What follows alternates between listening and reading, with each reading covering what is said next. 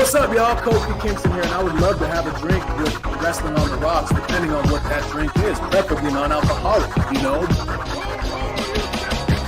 How's it going? Tell me why you're shameless. Soda. I would love to have a drink with Wrestling on the Rocks. Maple syrup.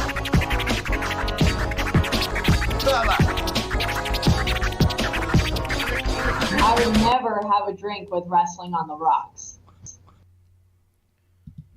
Welcome to the dive bar of the IWC. Welcome to Wrestling on the Rocks, episode 1. Again, I'm at Ref Marsh. We are at WTR the show, and today we're going eXtreme.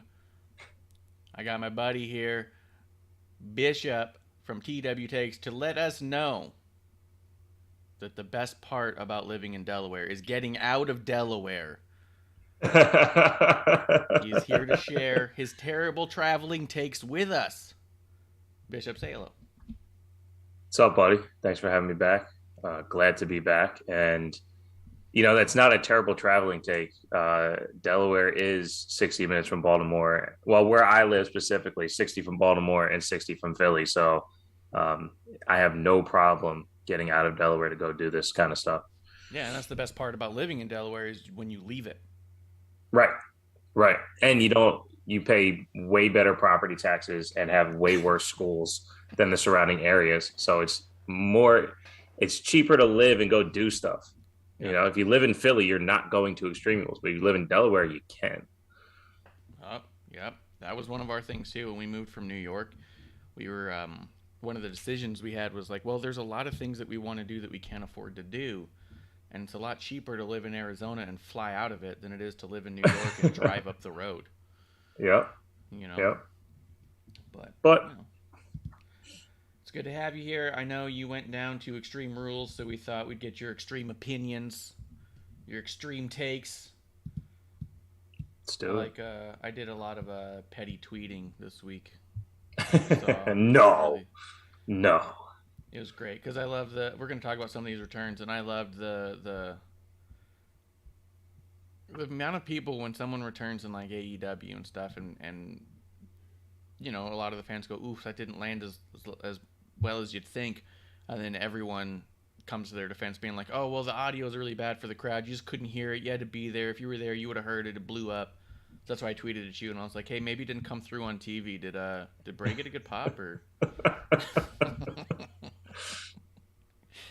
It was electric, but we'll talk about it. All right, we'll get there. Let's do a little something simple, a little what's in your glass. What are you drinking? I went for what's in the can. the rock shill that most of us should be. A little Zoe, a little superberry Zoe in the can. Have you seen the new ones that have his face on them? Yes. With the Black Adam promotion. I was like, it's so smart and awesome. I got one of those the other day. I hate it because it raised the price on Amazon. So every once in a while on Amazon, I have them on subscription, so they'll drop to like less than $20 a case, and then the ones with the Black Adam on it, they're like $30 a case. They don't go on discount at all. It's like, I'm good, man. I don't need it that bad. I'm just a shill and don't want to drink soda. Good. Yeah. I'm having one of my keto digestion promotion drinks that are really good, but I add vodka to it.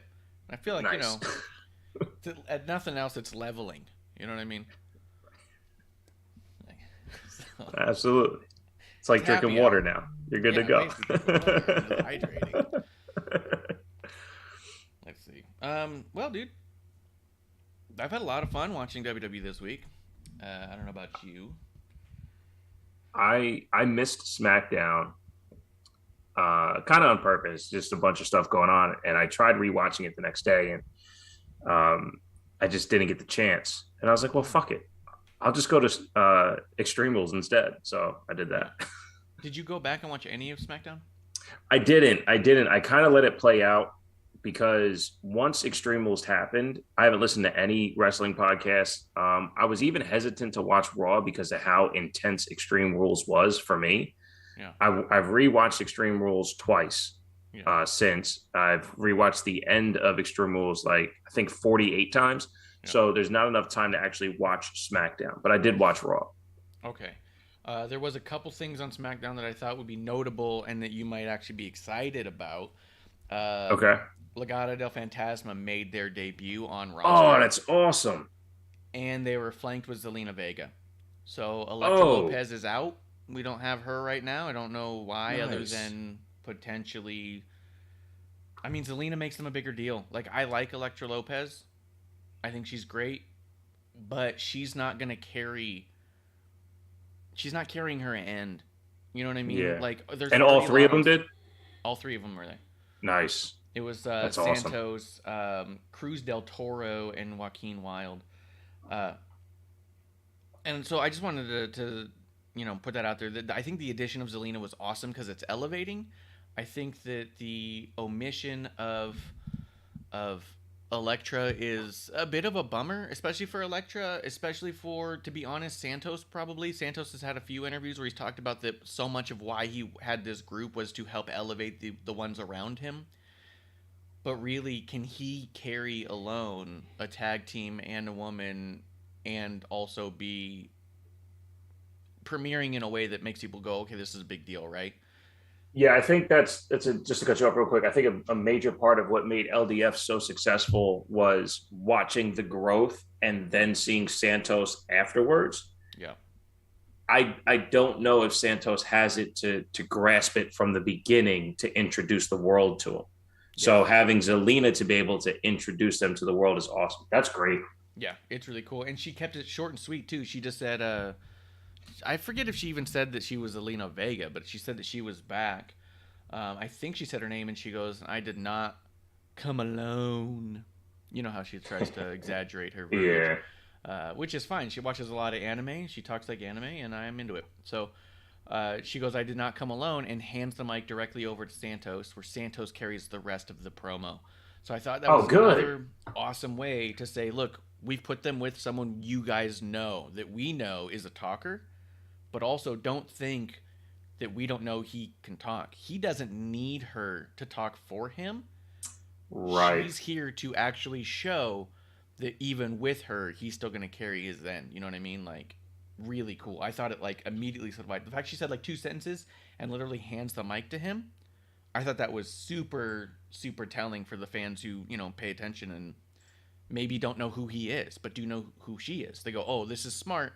They have her here to do the talking. Then she hands over the mic, and then he kills it on the mic, and you go, oh, she's just there to add. She's not there to carry. That's awesome. That's awesome. That's perfect too. I'm getting a copy of SmackDown now, so I'll watch it when before the next time we talk, on or offline, for sure. Yeah. It's worth just for that. It's worth it just to see the flow of the show and how everything went out. So awesome.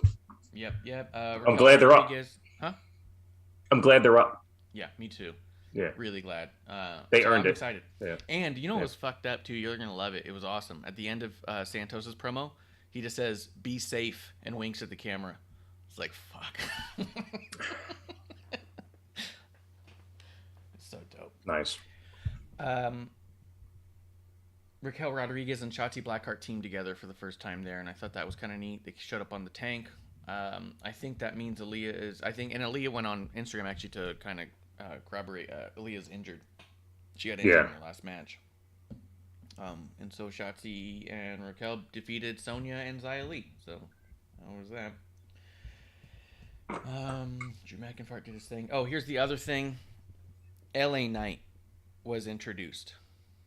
Max Dupree was there, and he showed up. You know, he's got the leather jacket. He's back there. He beats the Knight right out of Mansois and Marseille.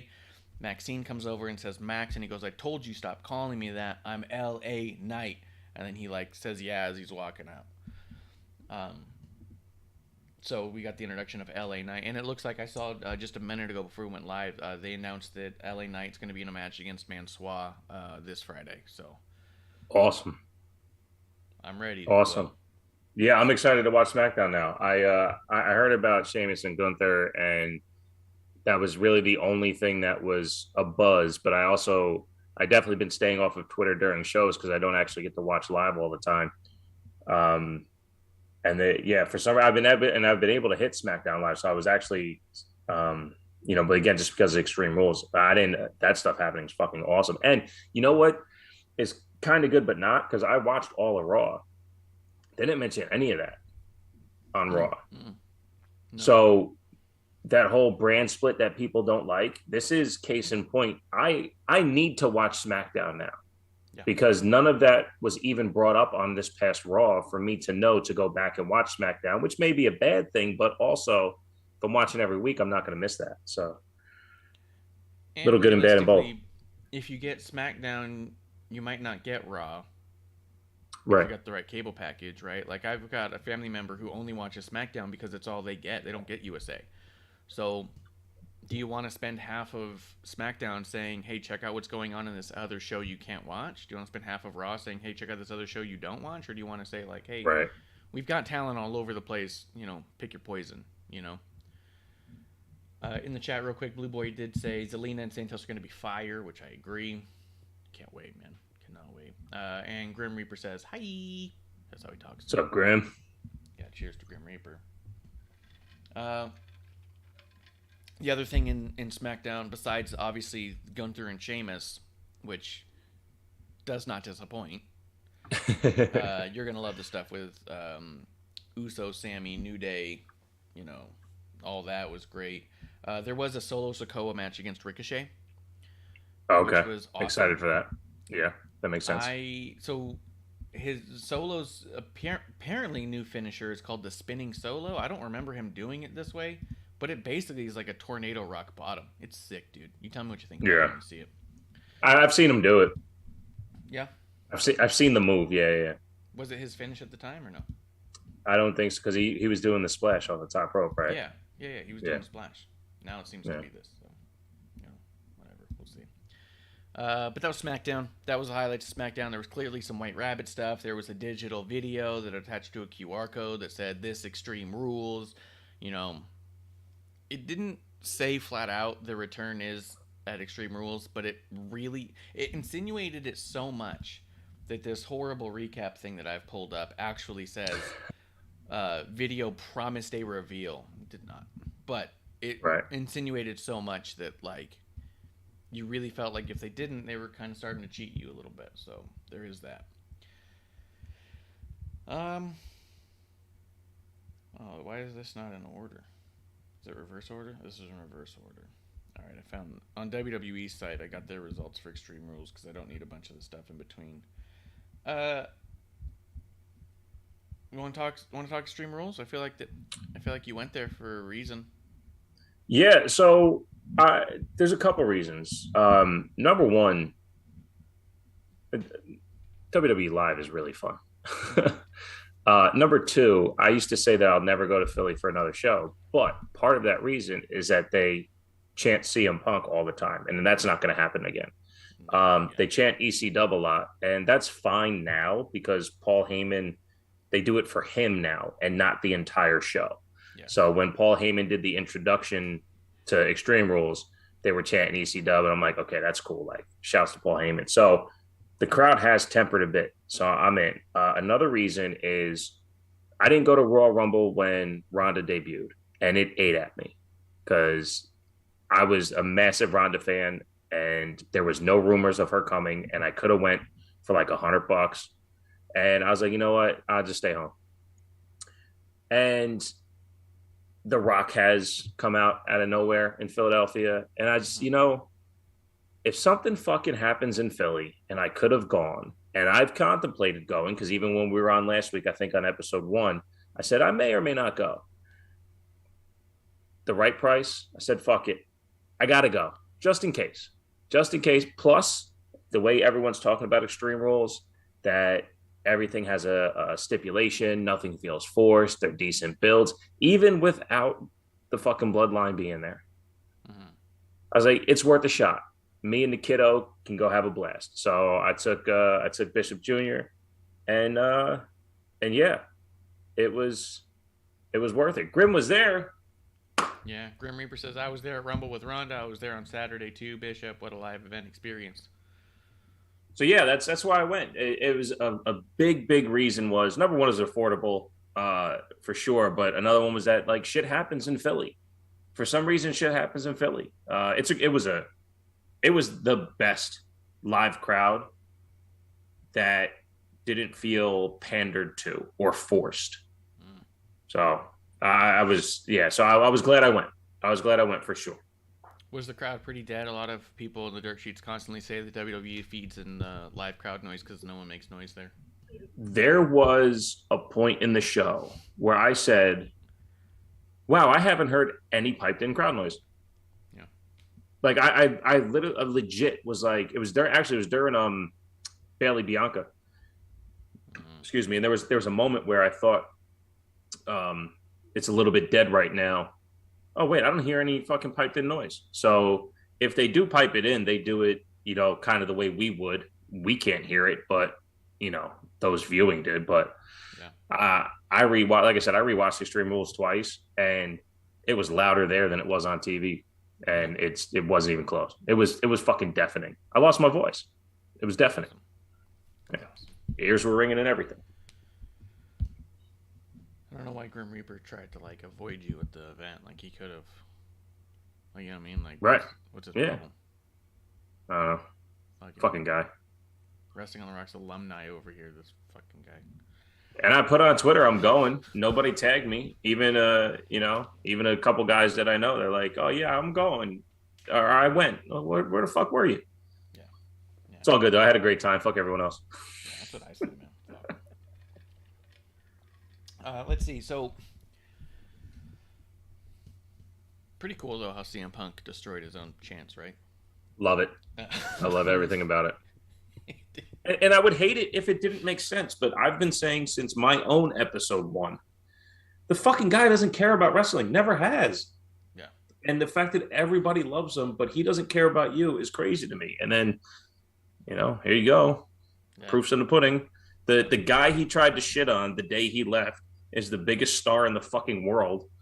And CM Punk is the exact opposite of what he used to be when it comes to love and hate. So, gotta love that. That's amazing. Poetic. It is poetic. Let's see. The show did open up. Unless there was something on the kickoff. No, there was no kickoff. Yeah, you actually hit me up while I was there, and like, hey, was there a kickoff match? No, there was nothing. Yeah, because someone was trying to say that the women were in a kickoff match, and they were trying to say it was a tag match with Shotzi and Raquel, and they're like, well, it's better than nothing. And I was like, I don't think that even happened. But right. So it was nothing, and I think nothing was good enough. Good enough.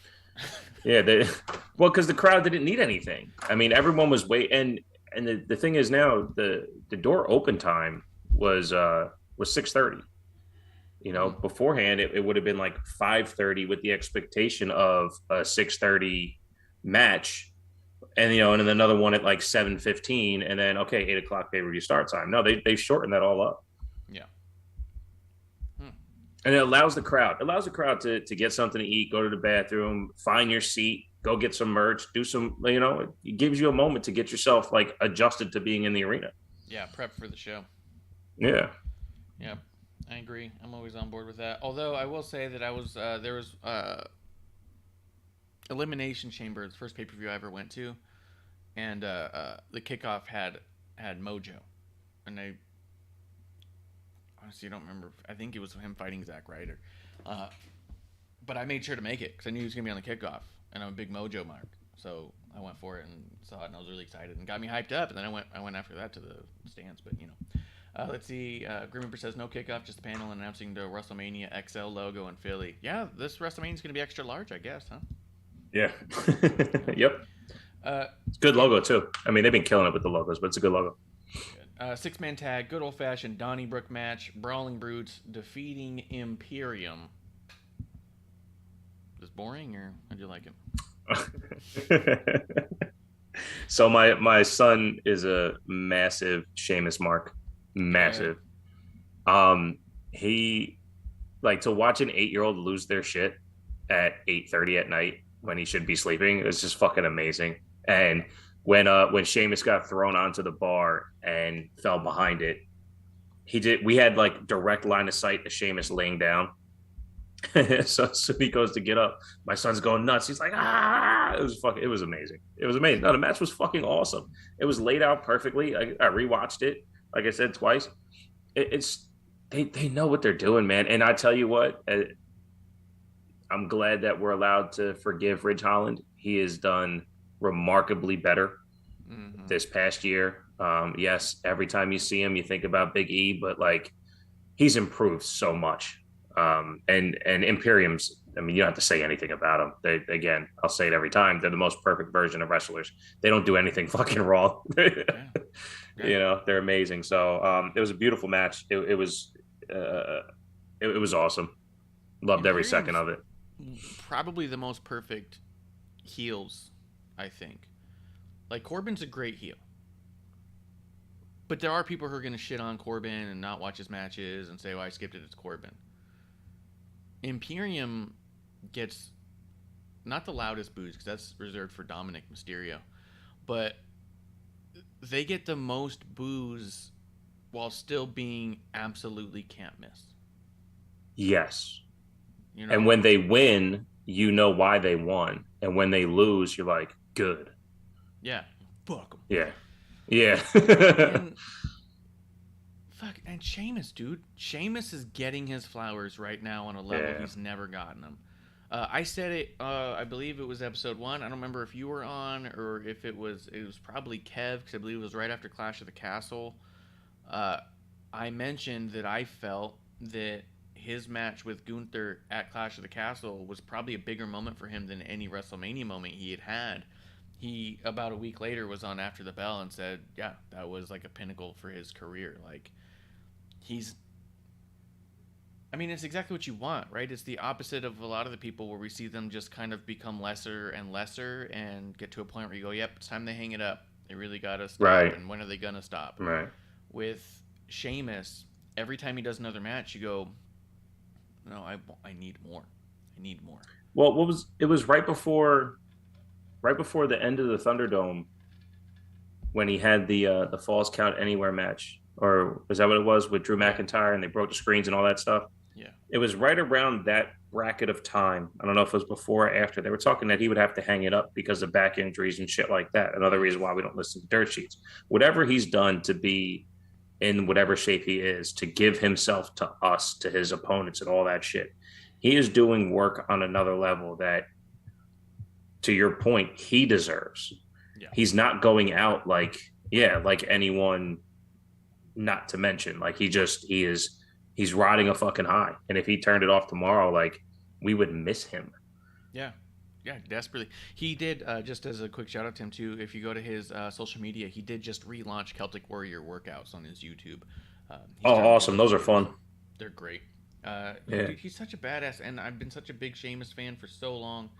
I mean, not always. There's definitely been times where I'm like, I don't get it, but the last couple years, especially given the Thunderdome era, and you're able to just, I think Thunderdome, the amount of people who didn't watch Thunderdome because it just, quote, feels weird without a crowd, missed out on a lot of the talent were able to show themselves in a way that was no longer masked by anything at all. Yep. So you didn't have to deep dive and watch closely anymore. You could just watch relaxed and still see the deep dive level of talent there. And Sheamus, I felt like, really showed us so much that in that era I went, oh, this guy's like literally on a John Cena level. Like, yeah, you can see like a elite level. You can see like in, I guess it's kind of weird because I'm not in the field, but like an artistic creativity in the art form of wrestling itself. You can't have the same match every other week. And like a Sheamus, he does have a Sheamus match, but he has to fine tune it because there is no rise and fall of the crowd to show him what does and does not work. He has to show us a new version of him within his own formula.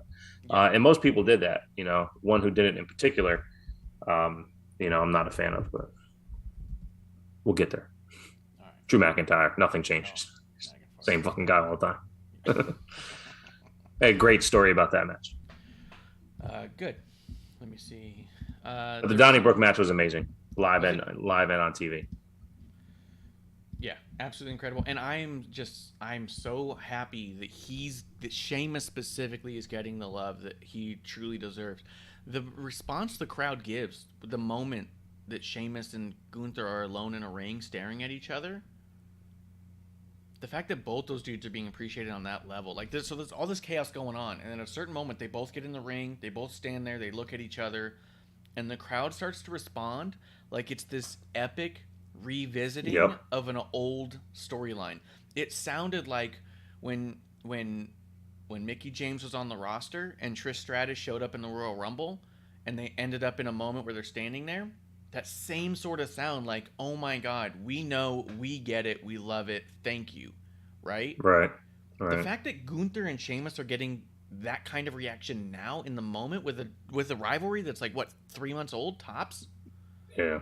People are reacting like it's this long-term old storyline that's been revisited time and time again. It's incredible, dude. So let's end it, right? Like, let me ask you this, because I won't call it fantasy booking, but just as a question to you. Mm-hmm.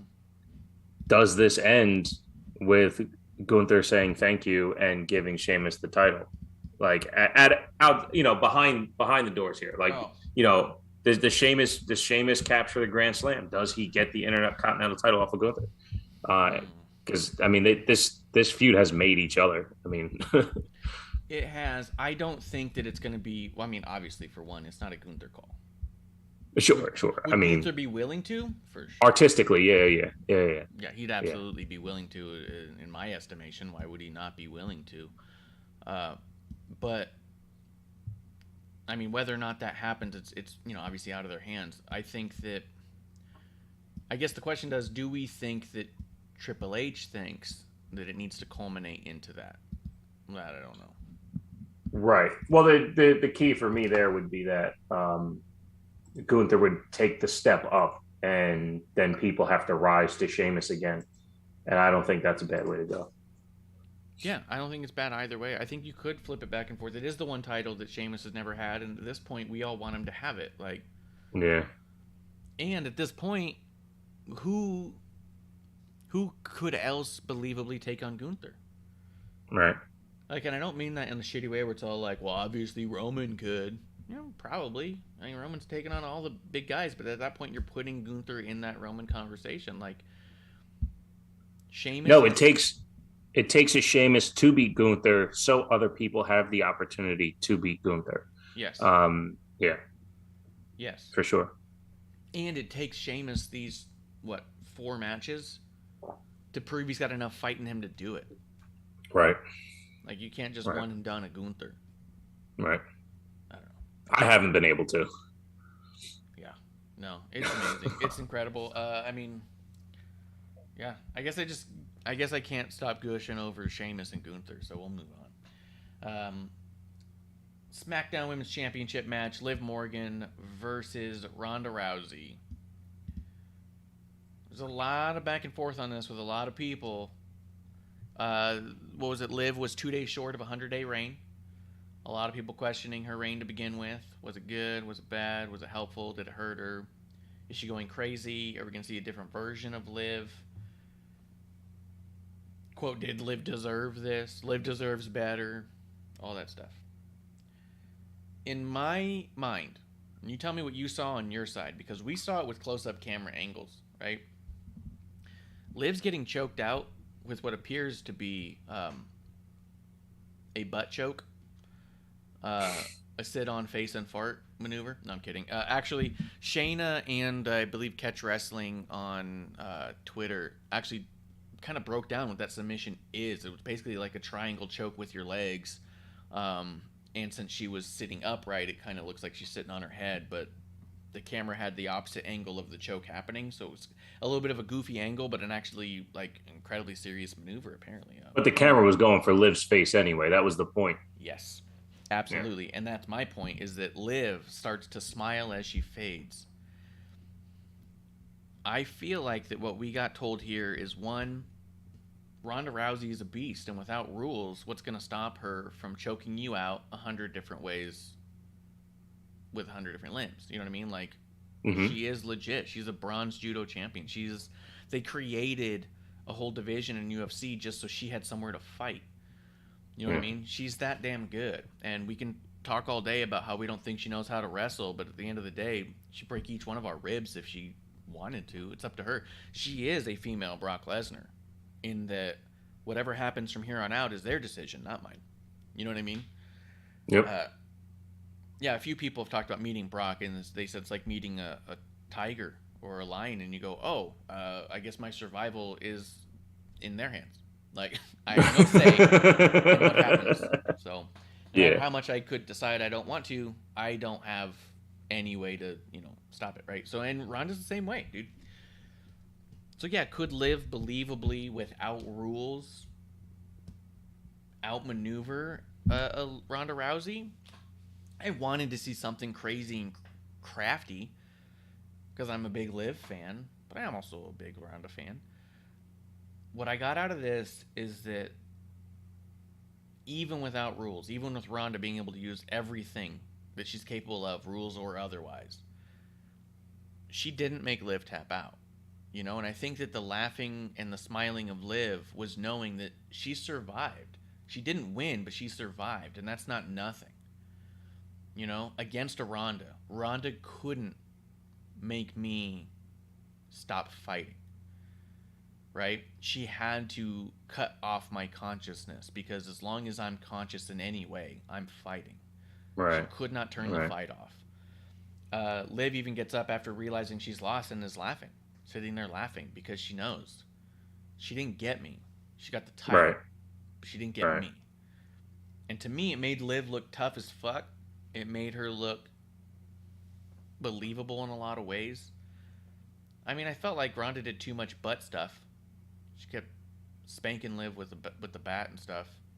There was definitely weird spots. There's definitely weird timing.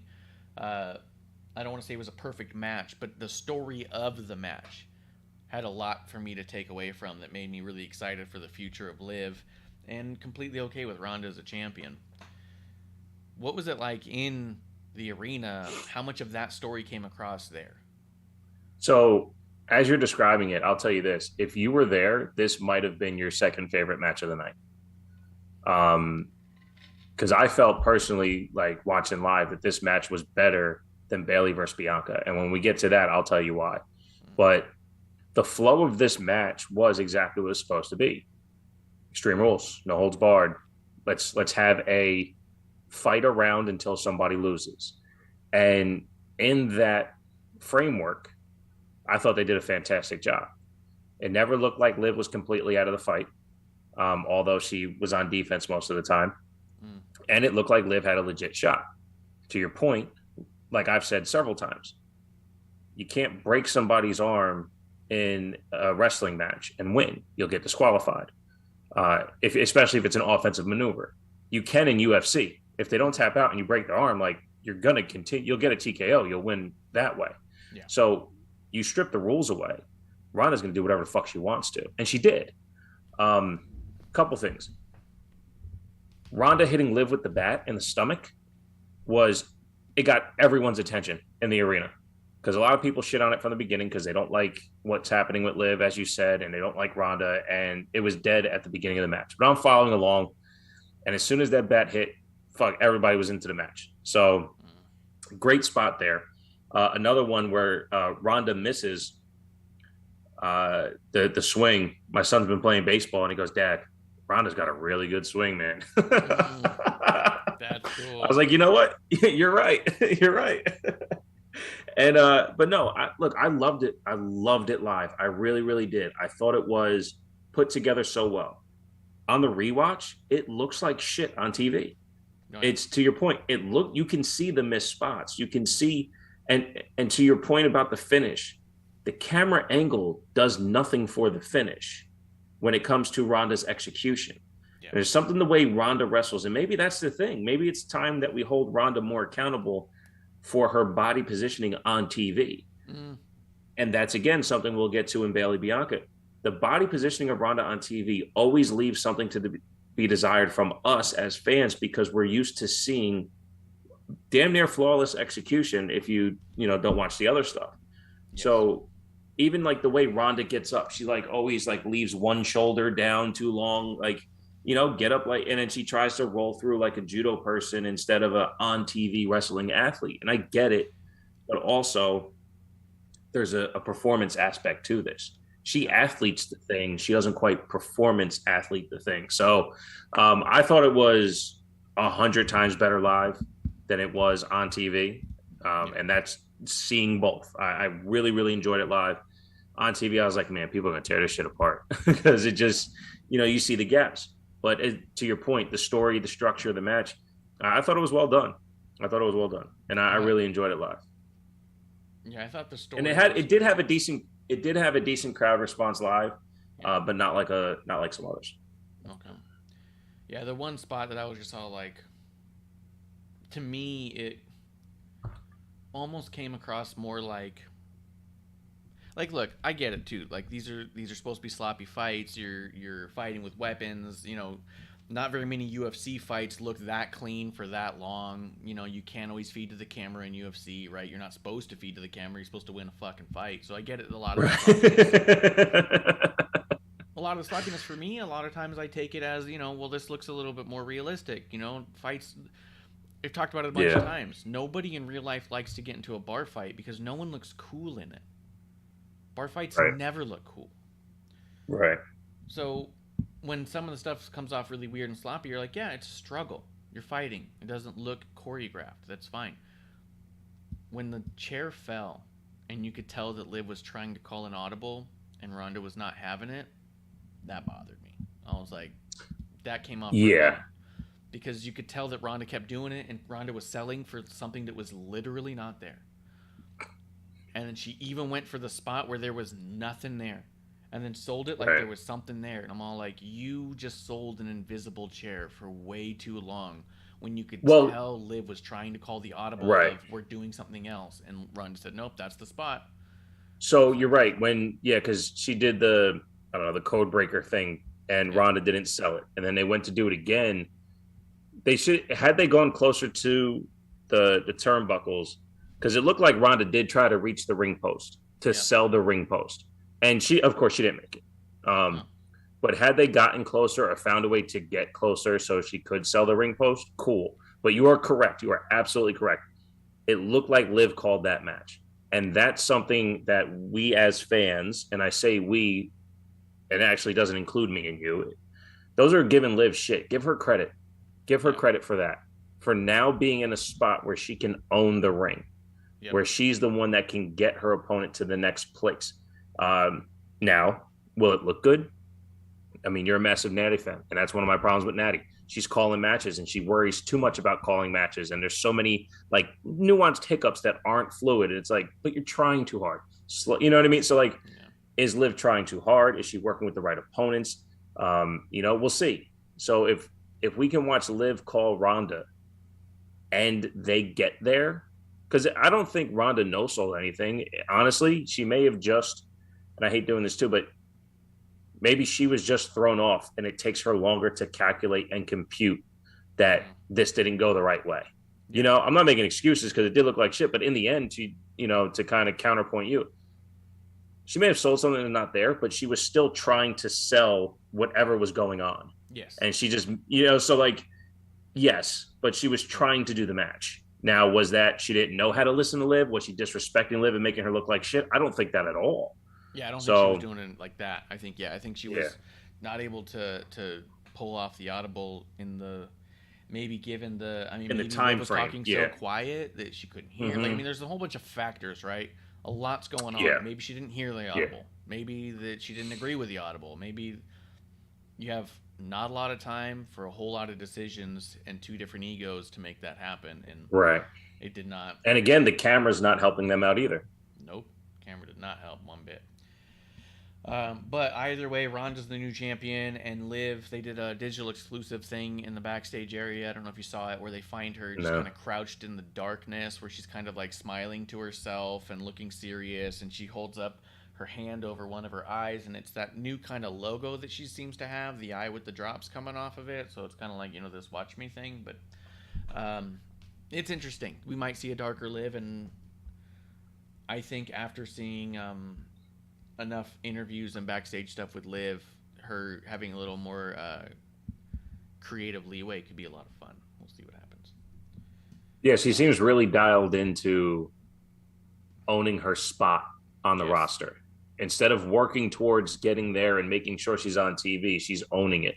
And again, we've talked about this countless times. Does the title make the wrestler? Does the wrestler make the title? Is it time on TV? Is it what you do for your opponent? Is it whatever it is? Again, it's a TV show. So is Liv doing her thing to earn more time on TV? I think so. And you can see that comfortability. So hopefully she can carry a storyline. And this is, I think we talked about it before, maybe on episode 1. Can she now, she's done the chase to the title. She's held the title, but now can she do a storyline that's not adjacent to the title at all? Yeah. Let's see. We got the strap match. Cross and Drew. Look, I wish I had more to say about this match. I don't think that the guys did poorly. I don't think that Scarlett did a bad job. I thought commentary fucked up by calling it pepper spray. I felt like they should have just said, what the fuck was that? Because being former law enforcement, pepper spray is not clear. More than anything, it's just not clear. And secondly, if it's police grade like they tried to say, then everyone in that ring is crying and coughing. And so is probably the first row and a half, if not further. Yeah, at least the first row. Everyone's going to be holding their eyes, coughing. Pepper spray, especially police grade, is a bright red because it's cayenne pepper extract. It's the OC is literally the chemical compound that is the heat in the cayenne pepper, and there's no removing the color from that. So you're stained red. Like it's like in the old fucking movies where like the people put the money in the bag and then they'd open it and the blue comes out. It's like that bad but red. Yeah. And it's hard to breathe. It's hard to see. If you're exposed near it, you're going to get similar effects because the fumes are that strong. That I thought when they called that, I was like, that's stupid. That pulled me out so heavily. More so than the act itself. What is it? It's spraying his eyes. It's hurting him, that's for sure. We got our hands on it. It's police grade pepper spray. Okay, shut the fuck up. Right. You're an absolute moron if you think that. But that aside, it just wasn't a match I could get into because none of the story has made...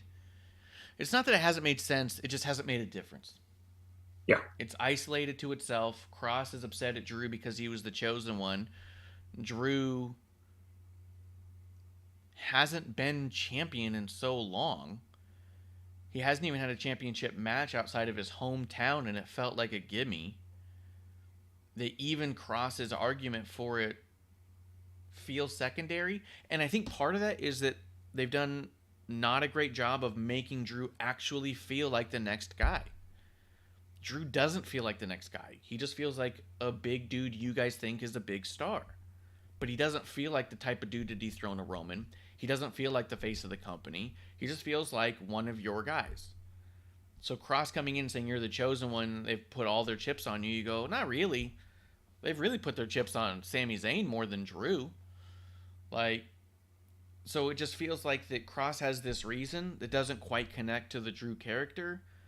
And so as you're watching it, you go, yeah, I guess Cross could probably beat the shit out of him. Everyone else beats the shit out of him. Right. Right. You know? Like, he's not an unstoppable force. So for me, watching at home, it wasn't bad, but I didn't care. I'm happy Cross got the win because I like Cross more than Drew right now. And so I'm excited to see what's next, but my fear is that there's more Drew McIntyre on the other side of this strap. Well, to your point, if Drew went against Gunther, not only would nobody want Drew to win, I don't think anybody thinks Drew would win. Right.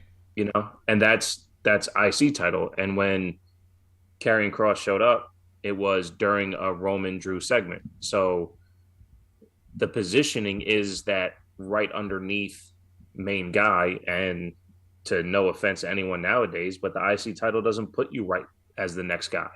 Yeah. You know, where, you know, sans Goldust, it was Rock, Austin, Triple H, you know, heading right to the title afterwards. Yeah. Brett, Sean, yeah, Diesel, you know, you're next in line. Razor should have, you know, it usually, it would bring you next in line.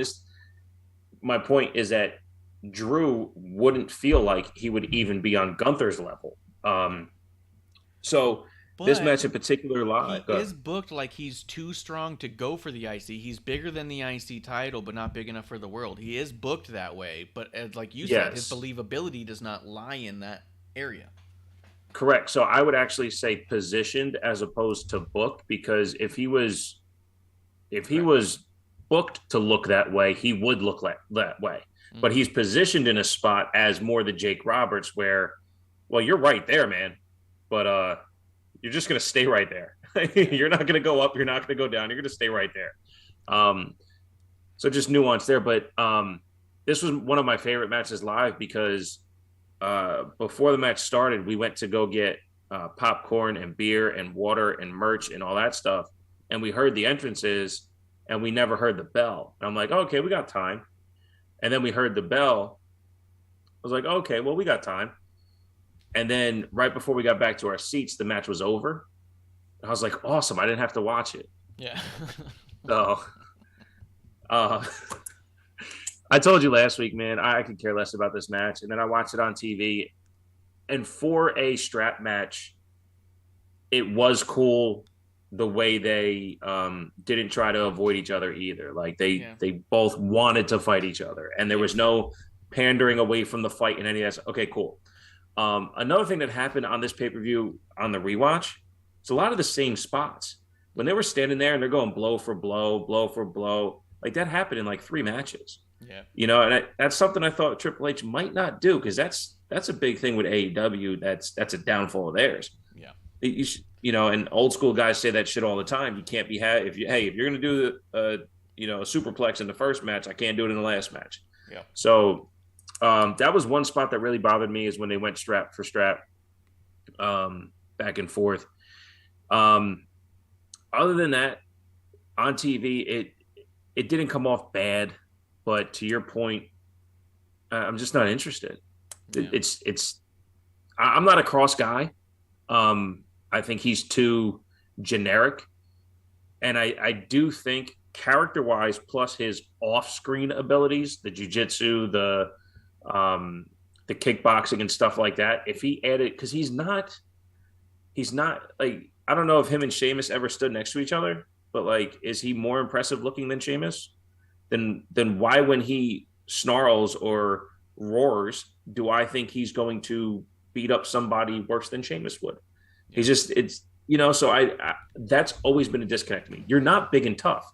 You're like, okay, you're me with muscles. You're 6'2", like that's it. Like you're just a guy. Yeah. But because you have this aura of a character, I do get that, but make me buy into the aura. And I just never have. So that I'm just not into either one of those guys. And to your the match point, was there's so clean much though. It was, there. Yeah. There's so much there for Cross Yes. to lean into that would give him all that, and it's just like not quite there. That's what people who think that I shit on AEW don't get about me. I'm not saying Cross isn't talented or has the ability or anything like that. It's right there, and they're not telling me. I have to make that choice. So, like, when people are telling me that Hangman's the greatest and all this shit, okay, I get it because you like him, but AEW not once showed me how great he is. Yeah. They never once showed me that this story is worth telling all the time. They didn't bring you in to who that character is. They would just do like a little bit here, a little bit there, a little bit there. And then one of the, just a real quick, he had the whole alcoholic character thing. And then one of the first things everyone was saying online, oh, the guy doesn't even drink.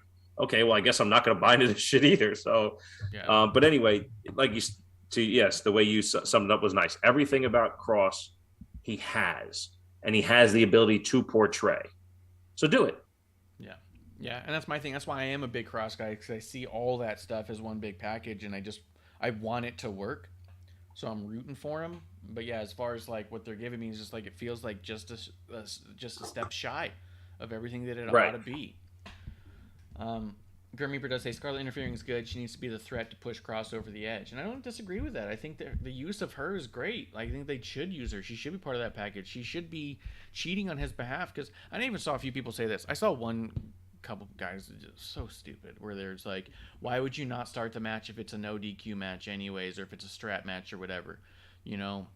Why would you do all that tomfoolery on top? Well, because the only rule in the strap match is you can't take off the strap. Once you do that, the match is over. It's a strap match. Right. So this was their idea of getting around the idea that Cross wasn't tethering himself to Drew just yet. He's going to be doing his own thing, right? It's not that fucking complicated. It's the only. It's not. It's like, simplistic storytelling 101. Like it's as simple as it gets. Oh, I guess that. So stupid.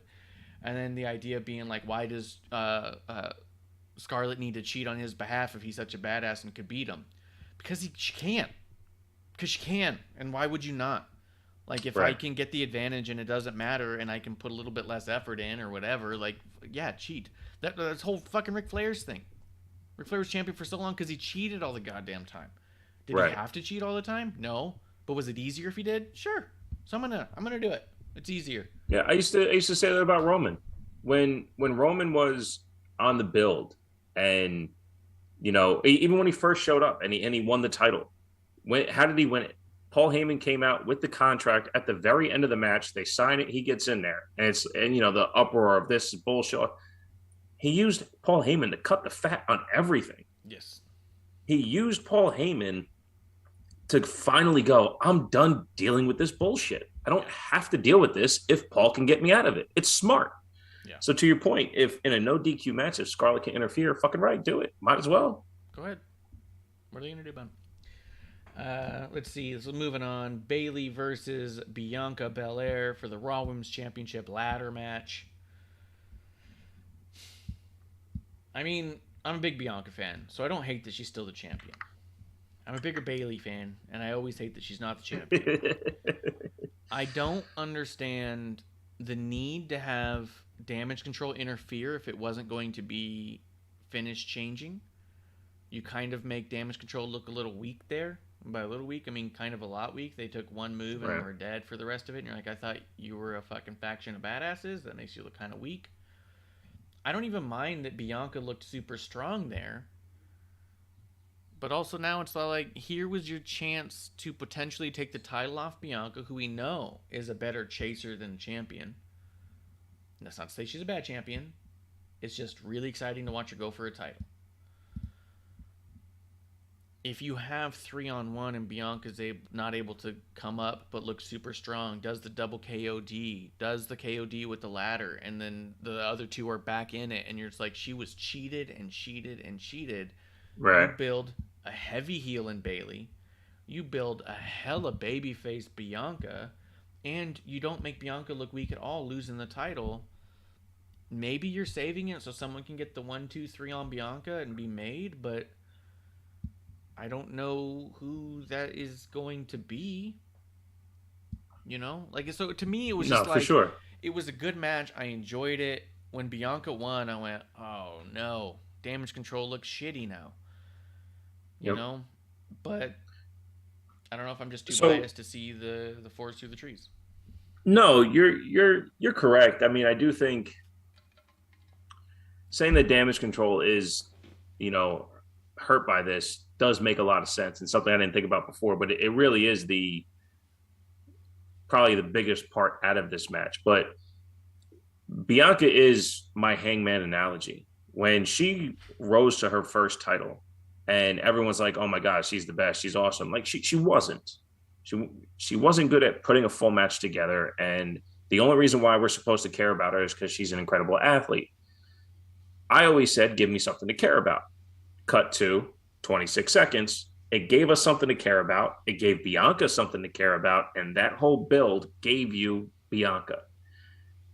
This here, to your point, Bianca is doing the same thing all the time. I'm the best, I'm the best, I'm the best.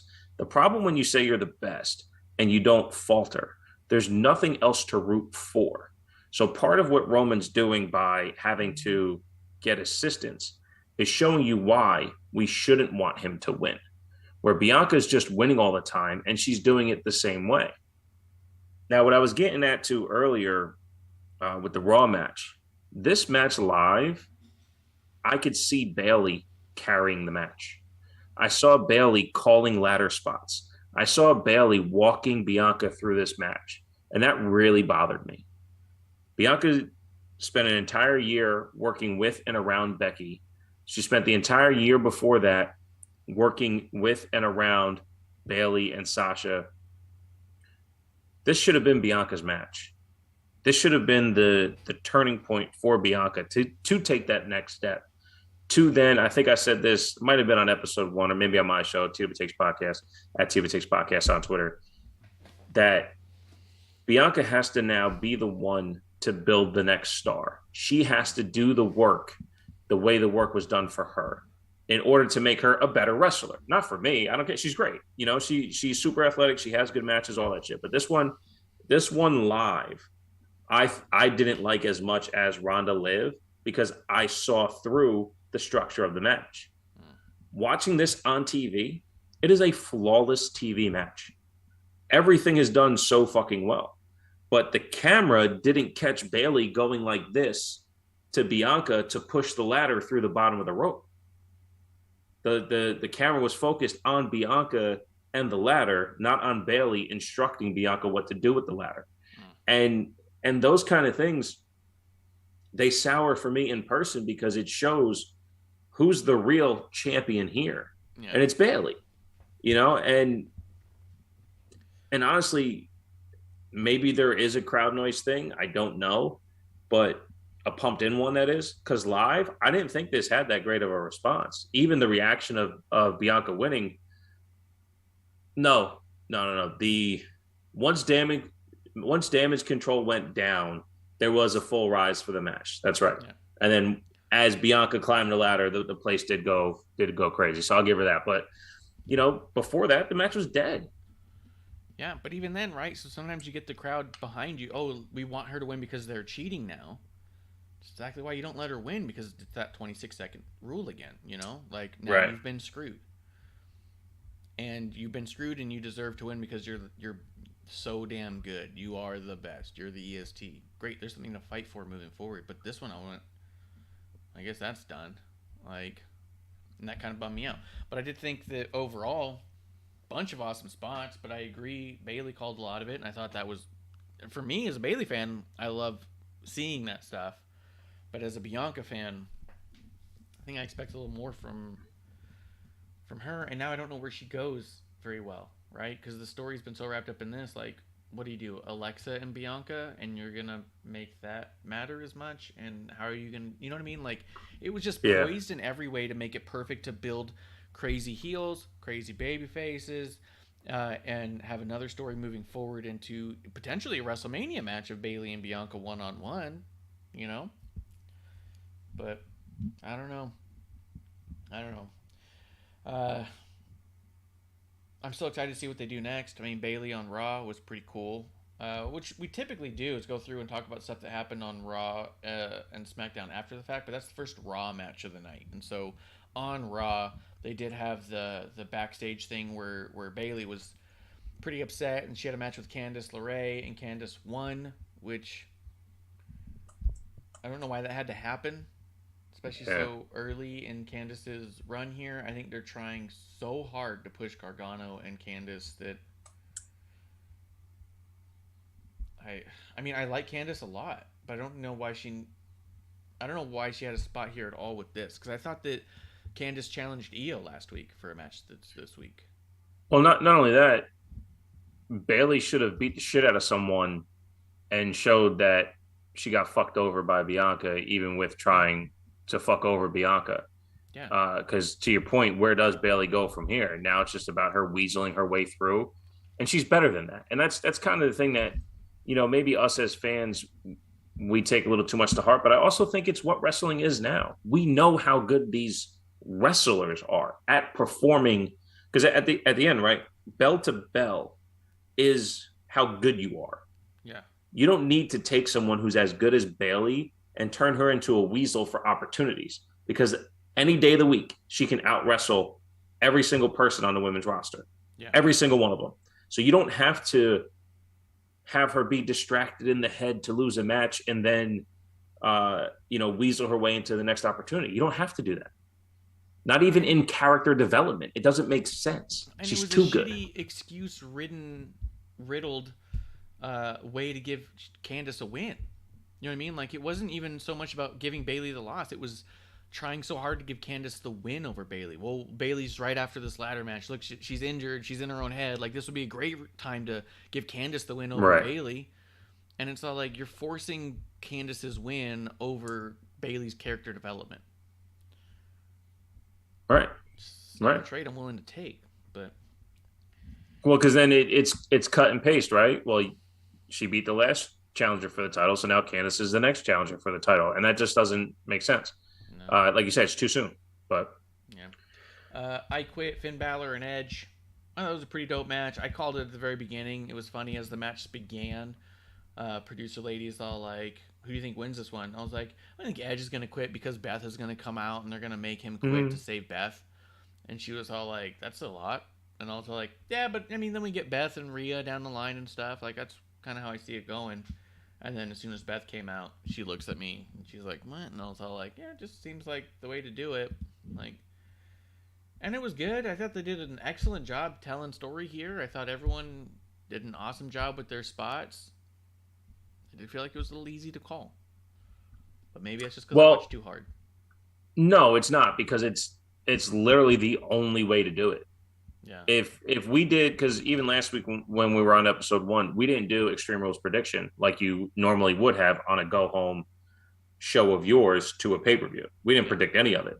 No. And had we, that's exactly what we both would have picked, because it's the only way. Edge isn't going to say I quit on accident, or in this particular character run, and Judgment Day exists, so Finn doesn't have to quit. Yeah, and Judgment Day needs it. Yeah, and if Finn quits, what happens? The entire faction looks like worse than they already do. So it was the obvious thing to call. The way they got there and how good the match was on TV, that is, was great. It was great. And when Beth got in the ring, the arena came unglued. When Rhea and Beth had the face-to-face, the arena went fucking nuts. And that just shows you that it looks like we're going to get something that we asked for, that we wanted, the second Judgment Day turned on Edge. Well, who's Edge going to get? Well, the one person he should. So, but to my cynical fan part, and again, great job by WWE cameras. Live, Edge has lost so many steps. It looked like he was lumbering through the match. I thought but on TV, he looks fucking amazing.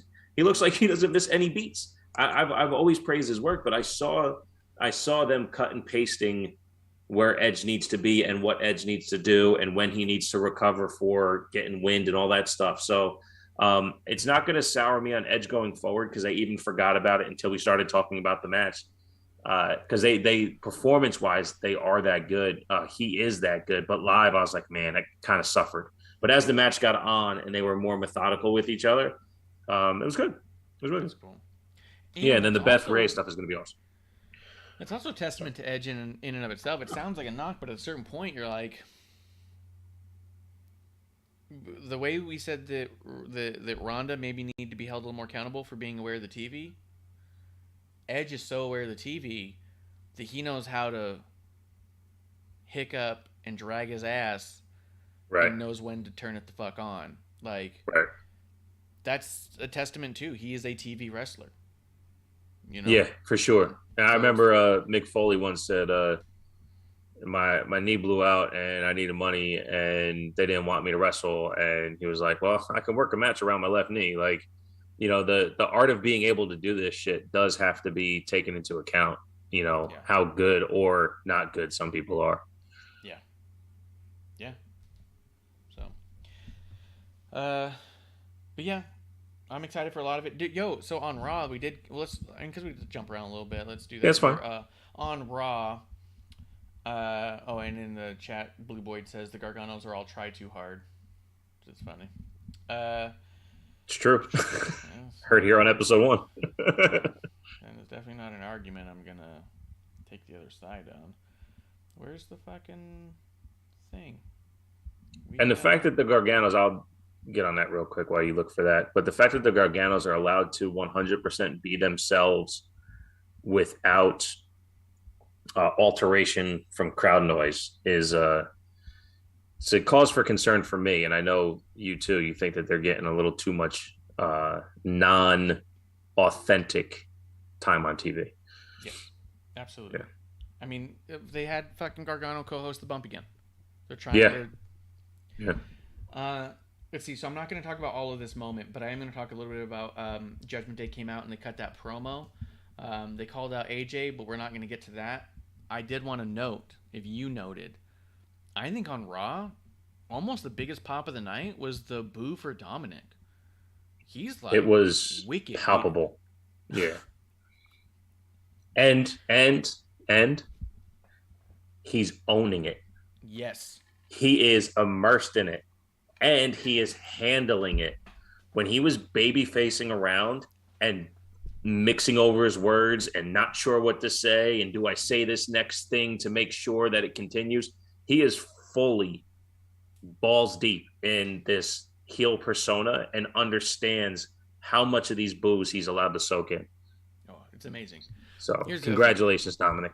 You And I'm gonna figured call something out out. these two because I know I try to avoid words and calling out people, but these are two people that I was actually incredibly disappointed in seeing them say this. So I'm willing to call them out on it a little bit. Raj Giri and Fightful both tweeted out during the thing. I'm not like paraphrasing. They said Dominic sucks, but he gets a good reaction. Someone said Dominic's really not good at all, but he's getting that heat. These are not critiques. Like, Right. what the fuck is wrong with you? Like, how do you go about with that? Like, it's one thing to be like, I don't think his skill level's on a certain point. Like, it's nothing because they're constantly sharing their opinions and stuff. But for the tweet to literally be Dominic sucks, but he gets a reaction, and I guess that's the point. Yeah, so does he suck? Does he suck at getting a reaction? What does he suck at? You know what I mean? Right. And if he sucks, in what way are you talking about? You suck is not a critique. It's not a headline. It's not journalistic. It's not unbiased. It's as opinion-based as you get and as pointless as you can say it. Especially when you back it up with, but he gets a good reaction. Because as you know, the number one wrestler of all time, Stone Cold Steve Austin, will tell you it's about the reaction. Yeah, fuck, hell, I got 5 moves, but you get that crowd on your side. The crowd is all in on Dominic right now. Dominic is one of the best at performing to the crowd to get them to do what he needs them to do. It's bullshit. Yes. And he's getting the biggest heel reaction out of everyone. When he starts talking authentically. Authentically. Yeah. And even if, and I think that part of it is the narrative that people like Fightful and Raj push, that Dominic sucks. Every time he's out there, they go, oop, that was bad. Oh, he's terrible. Oh, he's awful. You guys are feeding him heel heat, right? Because he knows that that's the narrative out there now. They all say I suck. So I'm going to do this and that. And they're not going to pay attention to when I'm doing something right or wrong or good or bad, right? Doesn't matter what he does. It doesn't matter how good he's being when all the news outlets, quote, news, are just saying he sucks as a critique. Like, it's such a fucking childish thing to say. And I just expect so much more out of both of them because I have a lot of respect for both of them. Especially Raj. I have a ton of respect for Raj. And for his tweet to say Dom sucks as a beginning thing, you're better than that. You're just flat out better. He gets a better heel reaction than MJF. And I'll say it fucking twice on Sunday. Because as you said several times on episode 1, MJF is playing to the crowd to get them to say what he wants to say. Like, he's placating. He's not garnering an authentic response. He's going, I'm the fucking best. And they're like, yeah, you're right. But this city sucks. Boo. Like, it's not authentic the way this stuff with Dominic is. And not only that, here you go. What did everyone want for the last 2 years with Dominic? For him to turn on his dad, and I didn't want it. And then Dominic turns on his dad, right? And does anyone say that it's WWE forcing Dominic? Is anyone saying that it's pandering to the audience? Is anyone saying that this is force feeding in any way? No, they're not. They're booing the fuck out of Dominic, not because he sucks, but because the fans got exactly what they wanted and they don't know what to do with it except for act naturally. Yep. Yeah. No, I think he's doing awesome. Even Blue Boyd's in the chat says it's a high school insult. Pretty sure I had that scrawled on my high school notes when I was bored. Yeah. Yeah. You suck. And Grimm just made a great point too, saying Dominic is staring into the skid and it's working. Absolutely. Yeah. Absolutely. And that is how you make this shit work, especially as us in our mid or late 30s, 40s, 50s, however old these people are watching wrestling and judging it. No, if you steer into the skid, we don't know what the fuck's going on. Yeah. No, Dom's doing an amazing job at being one of the best heels on Raw. And like you said, realistically, being a better heel than MJF.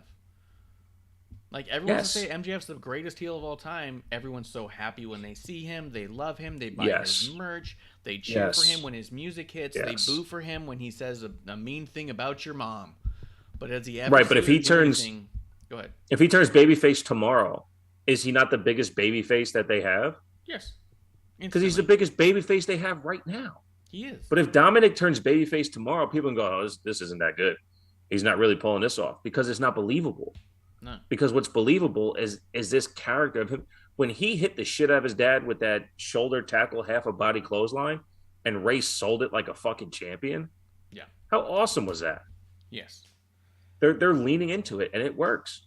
And I would say, in a way to not shit on MJF, I do think MJF's much closer to like a Bobby Heenan style heel that is a beloved heel that people like because he's funny.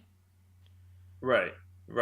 When Heenan's like, I told you Hogan was bad. I told you Hogan was Yeah, you laugh and you smile and you go, man, I love that guy. And right. Go, that's MJF heel, right? Yeah.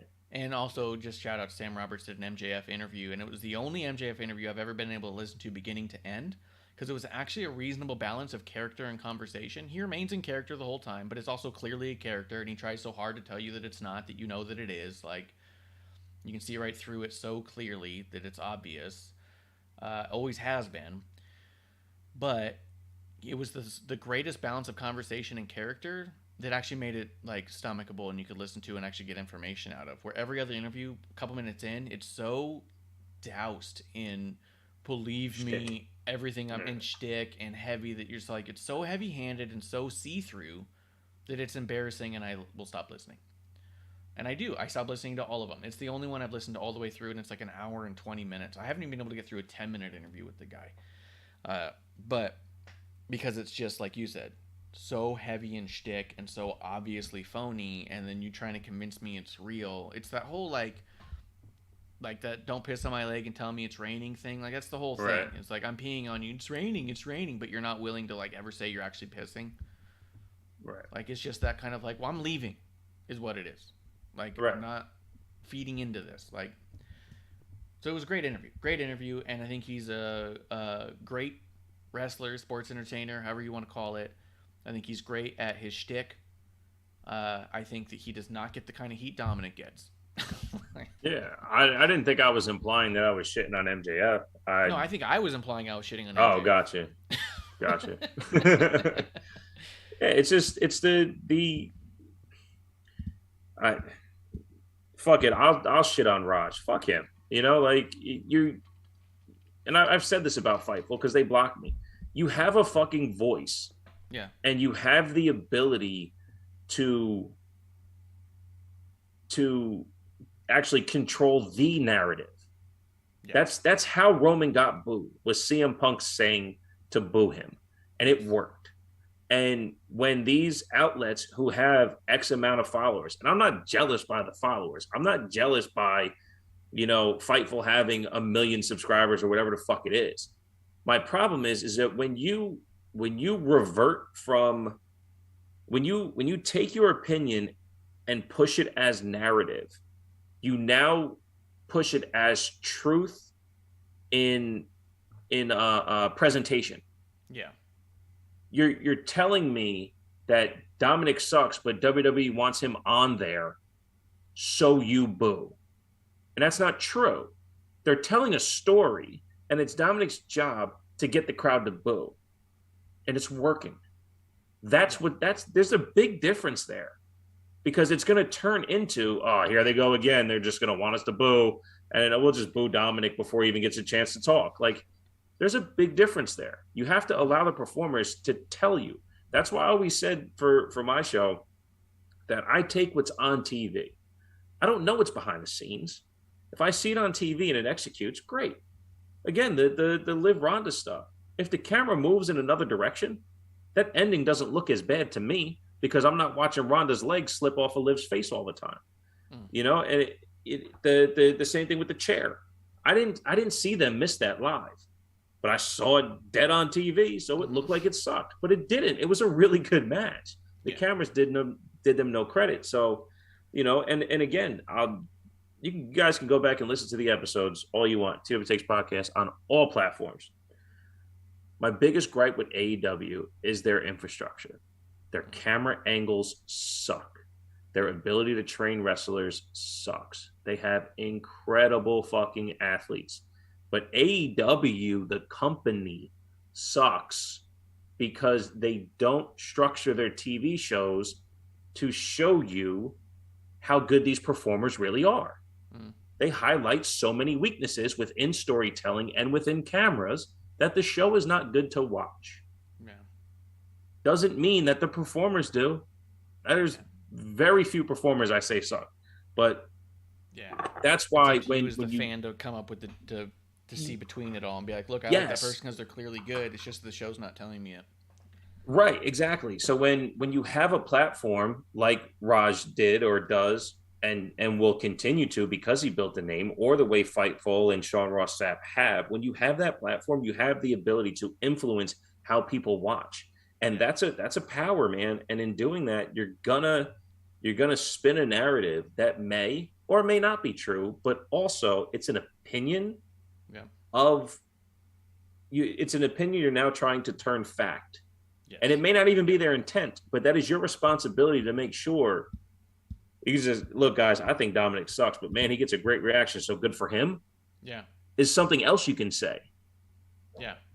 Yeah. I don't, or, maybe you could even, like, there's so many ways you can say it where it's like, look, I think he's got a lot of work to do when it comes to in-ring, but when he's on the mic, he's getting bigger boos than anybody else, and there's something there. Like, right. To try to shit on someone, especially so early in their career this way. This isn't Eric Watts. You know what I mean? And even then, Eric Watts might be part of his failure, other than he just too much too soon, could be the fact that all the news outlets were shitting on him so heavily that anyone who was watching and smart wasn't going to give him the chance. You guys are trying to stop him from having a chance, and it's fucking crazy because, like you said, whether you want it to be or not, when you present yourself as a news outlet or a journalist, you are now influencing the opinions of many. And so when you show your opinion in the same exact way that you show the, I'll call them facts because I'm just assuming we're going to talk about other things that definitely happened. When you tweet from the same account, Bray Wyatt has returned, and your next tweet is Dominic sucks, those are the same weight. They're weighted the same. It's not like, hey, my opinion as the writer is that I'm not a big fan of the way that Dominic wrestles between, or how he executes this one maneuver. It's your headline is facts now. And if you don't understand the responsibility of that, then it's a kind of a shame that you have that responsibility, whether you knew it or not. Right. Let's keep moving a little bit inside the fight pit. I felt like starting the fight pit, personally, having been a fan of the fight pits in NXT, starting it on the bottom level to me was a big miss, and took me a long time to get into the match because of that. So I was like, well, now I'm waiting for the forced moment where they get to the top, because there has to be a spot off the top. You don't have the top for no reason, which is why I thought it was so brilliant to start the match off on the top and work your way down, as opposed to starting inside and work your way up, because now it's forced. And the spot came and went, and it felt forced. I thought the match was good, but I just could never get into it just the way they started it that way. I felt like DC as a ref was not very good.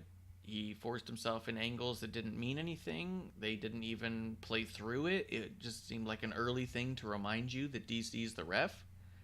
It felt forced as well. Like, to me personally, this is probably the worst match that those two guys have had together. And it wasn't a bad match. Both those guys, I think, are great at doing what they do. But there was just so much of these little nuanced things that just kept taking me out and seeming forced that I was like, this is kind of a bummer. These guys deserve better for such a good build to get here. That's just my takeaway. It was a good match they had, but if I'm going to rewatch any of their matches, it won't be this. Yeah, I'll give you that. I'm not as sour as you are, and I also didn't. There was nothing about it that took me out, and I actually didn't even care if they went to the top. I do think, though, to your point, if you're gonna go fight pit and you start on the bottom, you got to get ruthless. Mm-hmm. The way Thatcher and Ciampa did. You got to get after it. Yeah. And to Grimm's point in the chat, is waiting for Wyatt the entire match. The entire crowd was waiting for Wyatt during that match. The entire crowd was like, man, but are we going to get Bray Wyatt? Are we going to get Bray Wyatt? So it was down a bit. When I rewatched it, I enjoyed it. I thought it was a very good battle between the two of them. I didn't think the DC stuff stood out as much to me, but I'm also not a ref. So, and I'm a DC guy, so I just like seeing him there, and I know how much he loves wrestling. So I was like, oh, this is cool for him. Like, yeah, that part I'd done. Yeah. He's a massive fan. He gets his opportunity. That's cool. And to be fair, for me, I didn't think he looked out of place. He had okay ring spacing and everything too, which is a big thing with refs, especially with that other company. So, but I get what you're saying. What I would actually like to see from a fight pit is a ref to not even be in the cage. Yeah. I think that would hold a little bit more weight. You can't run away from each other. That's kind of the point, right? But you need the ref to get the submission or knockout call. So, but yeah, I could see how it's not their best match, because honestly, they're both incredible athletes, and they do some of their best work off of ropes. So, even like not being able to run the ropes takes a lot away from their presentations. So, I could see that, but it was good. It maybe shouldn't have ended the night, but what else would have? So, yeah, that's true. Well, it didn't exactly end the night. It did get the timestamp, and we're going to move it along here. We start hearing the whole world in his hands as the lights go out. Spotlight hits what is definitely Grayson Waller in a buzzard mask. I just say that because someone tweeted online like, "Oh, that looks like Grayson Waller," and someone responded like, "No, there's no fucking way." And I was all like, "No, that's clearly his body type. That's Grayson Waller." And like, "No, Right. no!" Like they were shouting at me, and I was like, "First off, you take this way too seriously. Secondly, you sound like a child, and you might be. But thirdly, like, no one's saying that Grayson Waller is going to play Mercy the Buzzard in a faction owned by Bray, and we're going to get to that in a second. We're just saying, I believe Grayson was the stand-in here. Because we also know that Joe Gacy was a stand-in here as well. It doesn't mean Joe Gacy is not going to be Joe Gacy. Right. Grim Reaper does say in the chat, and I feel like because he definitely looked like the pig. He was a pig. Grim Reaper says, and I felt like this match wasn't a definitive blow-off, like a big statement for Riddle. 100%. That's part of the reason why I'm all like a lot of misses in that match for two guys who are as good as they are. And a guy like Seth, who is obviously a company man through and through, will do what they want him to do. But you also know he's smart enough, and Triple H will listen to him enough that I wonder where the disconnect is, because I feel like that he's just that damn good, man. You know, like, how did we end up with this match after the ones we had? Like, it's the opposite of what we typically see for Seth. They usually build, and the final one you go, holy shit. Right. Look at his Cody, look at his Edge. Yep. Yeah, this is the one where you finally end up in a cage, and at the end of the cage you go, yeah, the other one though. You know, yeah, it's not on par for as good as we know Seth to be in his storytelling abilities, and for how long the story was too. Yes, they've been going for a while. Yeah, but going back, got the whole world in his hands. Grayson Waller as a buzzard. You see Joe Gacy clearly as Huskus the pig boy. You see Rambling Rabbit, who it's really tough to say on that one. It was disturbing looking. It's a big rabbit though. You do see Sister Abigail, but it's not the Sister Abigail we've seen before. This isn't. It was a different face. The face was Luke Harper's stone mask or skull mask from when he was in the Bludgeon Brothers. And that was amazing, and I liked that. Different face, Sister Abigail, Luke Harper connection. I love it. Also, right behind Sister Abigail was the Raw and SmackDown Women's Championships on the thing, which was also in the spotlight. Cuts to a Fiend up front with the eye. Cuts to the burned Fiend mask on the desk. Michael Cole runs away. Corey Graves is like, ugh. Cuts to a swamp house door with blue light coming behind it, which many believe is also a Brody callback, because Brody, when he showed up in AEW, immediately does the Bray Wyatt light in his face, but when he comes out as the Exalted One, blue lights are behind him in the doorway, and this was a blue light door, and I don't think that that's an accident. I do think that Bray keeps every detail in mind. He's not missing anything. And the swamp stuff on the doorway was, I think, from the swamp match. Yeah. A light comes out. I'm just kind of going through some photos of it. So I want to know. Go ahead. I knew Bray was coming because of where we were sitting. They brought the prop door around. Yeah. But I knew something was happening. We assumed something was happening because the guy was sitting next to was like, guy, look, check it out. Yeah. They I was going to ask you because I could see from your photos that you were kind of behind the Tron. Yes. Yeah, we were behind the Tron for sure. Yep. So, but to the side. Yeah. When they're starting to hit the spotlights, can you see them in the crowd from where you were at? No. And it happened so fast. Yeah. But I could see the screen that was up in the center of at the risk of sounding like a moron, but I've done that several times on this show. Here's a video I took. Oh.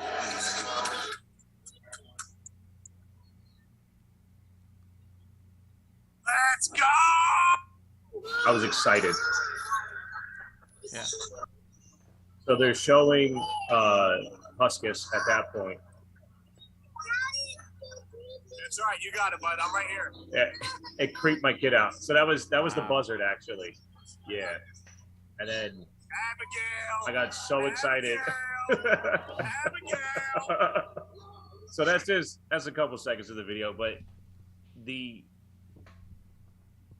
tone of Bray's voice back in the arena Yes. was unhingingly like refreshing, joyous, creepy, like the entire gamut of emotions. To hear his voice again is, I mean, like I'm giving myself chills describing how important he is to wrestling and storytelling. Yes. That if that's all we got was his voice doing that and then coming out and then everything goes dark and we see nothing, we're talking about it for a month until we see him again. Yes. But as you're describing, what we watched was the birth through death of everything he's done before he got fired. It Right. was a fucking masterpiece. So, I don't want to sound like I'm repeating Sam Roberts a lot, because I know that me and Sam have similar opinions, and he breaks down the each character and how they're part of the Wyatt story. That because I have agreed for a long time with his opinion that the Wyatt Six is not a faction to come, and I want to know your opinion, what you think, but it is just Bray. Bray is the Six. Huskus Harry is or Huskus the pig is Husky Harry. You know, Rambling Rabbit was Bray when his fucking promos were crazy. No one could understand what the fuck he was talking about. Mercy the Buzzard was when he first showed up, and it was a Waylon Mercy knockoff. You know, the Fiend was the Fiend. Like Sister Abigail was that part of the story that went. He almost became Sister Abigail in the one promo. Fuck. And the sixth one is just Bray. Bray is the sixth. So the Wyatt Six is all Bray. It's not a faction to be broken up into other people come to life. It's the reverse. It's the come to life versions of his insecurities embodied in one's soul. Like, he is Wyndham Six. It's not the Wyatt Six. It's Bray Wyatt's 6 iterations in his head, 6 insecurities, 6 voices, if you will. He could potentially transfer between whatever in theory, but the idea that Grayson Waller is going to play Mercy, no, I don't think any of that's true. Not on the level of Grayson Waller will no longer be Grayson Waller. He will now be Mercy. I do feel like we may see more physical versions of them in promo segments, and they may take those place in body, but not in character. Does that make sense? Yeah. I was gonna say something else, but no. No, that's great. I mean, look, it's perfect. I mean, Wyndham Six is right because Wyatt is one of. So even when you went back and said the Wyatt Six, that would be the Wyatt Five. But like Wyndham Six, that makes a lot of sense now. I never understood what his handle meant, and I guess it's always been this. It's always been this way. And Sister Abigail, I mean, we all have parts of us that are, I would think, more effeminate character traits. That maybe that's what he always led towards with Sister Abigail. Plus, it was his finishing move, alter ego, I should say. So yeah, I think I've always said it. I even said that, you know, if he went to AEW, it'd be really hard to follow him, but I would want to. He is just a creative genius. Yes. And after all these characters went on display, they went through what looked like the deserted funhouse. Yep. It really felt like, because of the rise and fall of the presentation of it, and for it to end the way it did, and I don't know if you want me to just jump into whatever, but Keep going. When he takes the mask off, Yeah.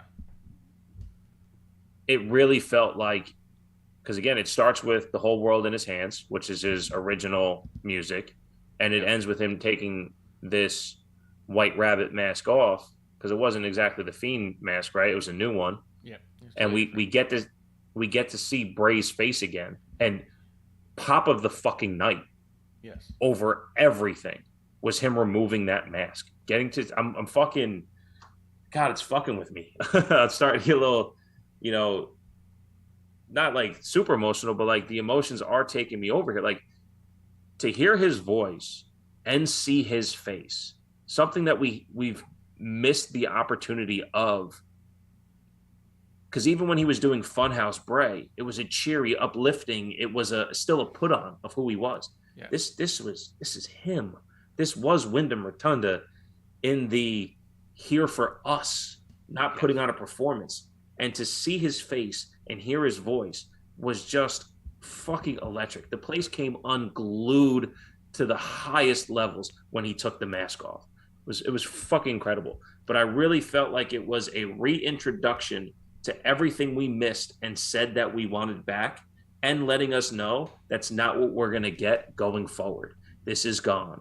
The new entity of my brain is going to be in full effect when I get going. Yes. That's what I felt. And I feel like a lot of it too was that, like, as much as it's like, oh, look, Bray's come back, there's been a part of all of us for a while that wondered, would we ever really see him in a wrestling ring again? Like, he took Brody's passing really tough. Grimm says he was off TV for 18 months. Revealing his face was a moment, for sure. Like, it's incredible. It's true. He's been off TV for a year and a half.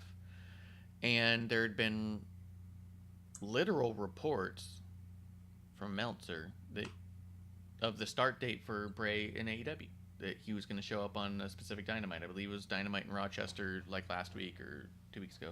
They had like start dates announced and stuff. So it was like, oh, okay, cool. But I'd said even how does that not just shut down his fucking website? It's fucking stupid. I love it. Because no one cares. That's the problem. They care so much that they don't care when he's that wrong. It's incredible. Mm-hmm. It's fucking incredible. And the problem is that even when I because I'm not an originator of this, but definitely in the podcast community, I was one of the first ones to go, fuck these guys. They're wrong about everything. And then they started hitting a couple in a row. They were going, man. They were getting a lot right. And I'm like, but it's still not worth following them because something like that. And then they never go back. I got the wrong information. I'm not trusting that fucking source again. No, because they just fucking make it up.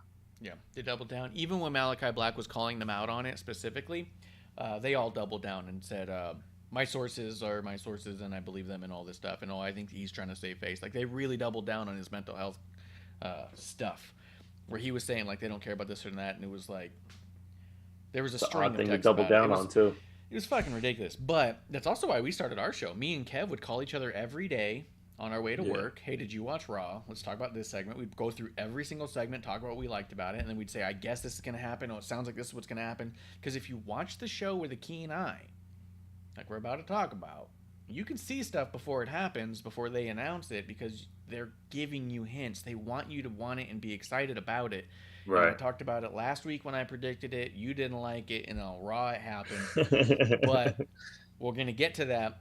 That's, to me, the whole reason we started doing this was like, well, if we watch it as closely as we do, we'll be right probably more often than them without sources, because all you got to do is actually watch it like you care about it.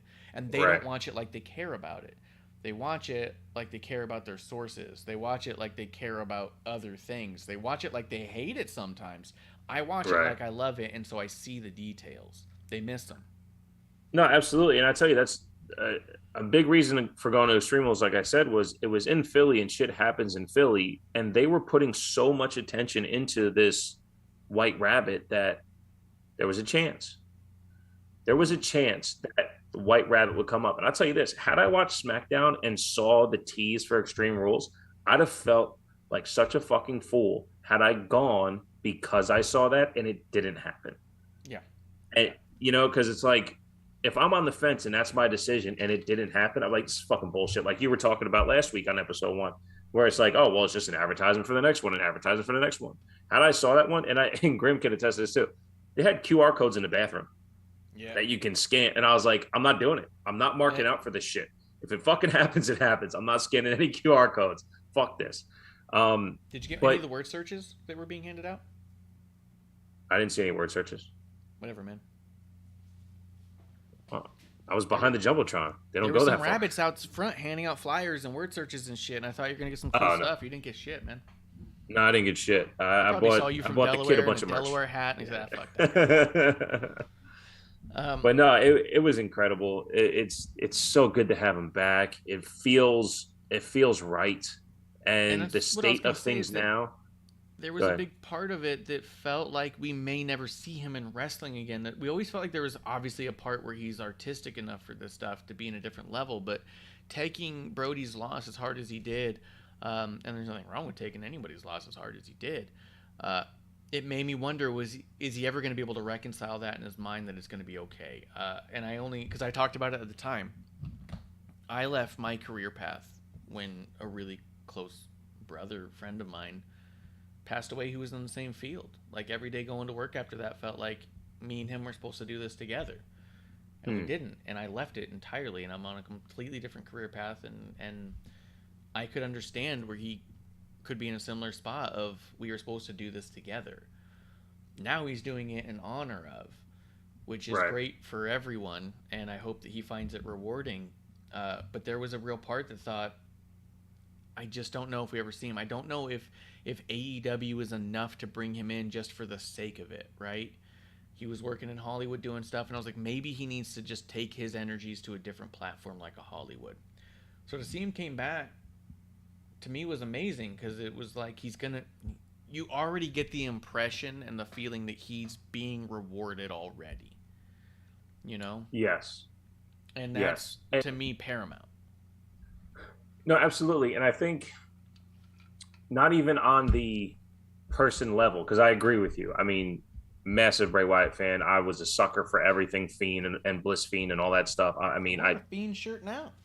Fucking love Bray Wyatt. And nice. Yeah. But like, I was a sucker for all that stuff. And when Triple H was with Ariel Helwani and he goes, you know, he's an asshole, but he's my asshole. Like, that's that kind of, like, he's our ass. Like, so to deal with him and his creative direction, it takes tolerance and all this shit. When he's talking, like, you know, the difficulties working with, I kind of thought it solidified that, like, yeah, if he wants to, like, all good. But at this point, you had to know that they were knee deep in really figuring out how they're going to layer this shit out. Because what they did not take fucking 5 minutes to figure out. So with Bray being back, though, I take a look at, you know, a Judgment Day or the Bloodline or even the Brawling Brutes and Imperium. Not just their intertwined stories, but them as factions and entities, Damage Control. They're having the opportunity to tell their story, and you give a shit. Mm-hmm. So we're not going to get just the Fiend as the threaded story through the whole night. We're not going to get just Roman as the threaded story through the whole night. No, we're going to get everyone getting this time all the time. So whatever Triple H is doing in show structure is the perfect time for Bray Wyatt to come back. Because had he come back in the previous regime, we'd wonder where he would fit in. Mm-hmm. And what spot he would have to take without going that deep. But like, well, if we're going to have X amount of time for the Fiend, then somebody's not going to be on TV. I don't worry that at all. Mm-hmm. I think they're going to find the right place to give us enough information to care about everyone, because they have so far. And I'm so fucking excited. I got a little thrown off on Monday though. With the Bray video? Yeah. So on Monday, Bray has a video with him in the mask, and it says "Revel in what you are," and it said something along the lines of,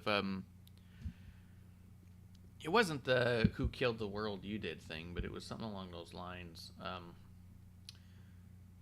I thought it was fine. It was more cryptic, weird shit. They showed a QR code again. It was sort of like you talked about, like, hey, even after he shows up, let's say we keep playing it through. Why would we not do that? Yeah. You mentioned that last week, and I agree. And they're still doing QR codes and still doing video stuff. And I think that there's still a possibility that there's a lot more to know about what White Rabbit means and is to him than just Bray's back. But I feel here's the issue I have though. Bray became tangible. Mm-hmm. I need more tangible. If we're getting the same 15-second crypticness, whether you scan the code or not, if you see something, so when you would scan the code and you get the hangman thing and okay, and all right, well now I don't have to scan the code because I just got Revel in what you are. I'm not going to continue to do the work. It's kind of like, you know, filling in the AEW stuff. I'm not going to say that this guy's awesome if you're not going to tell me. I have to keep doing the work. I I'm stopped going to doing tune the out work quick. really early. The second that I realized that there was 2 show commercials in a row, I stopped doing it all.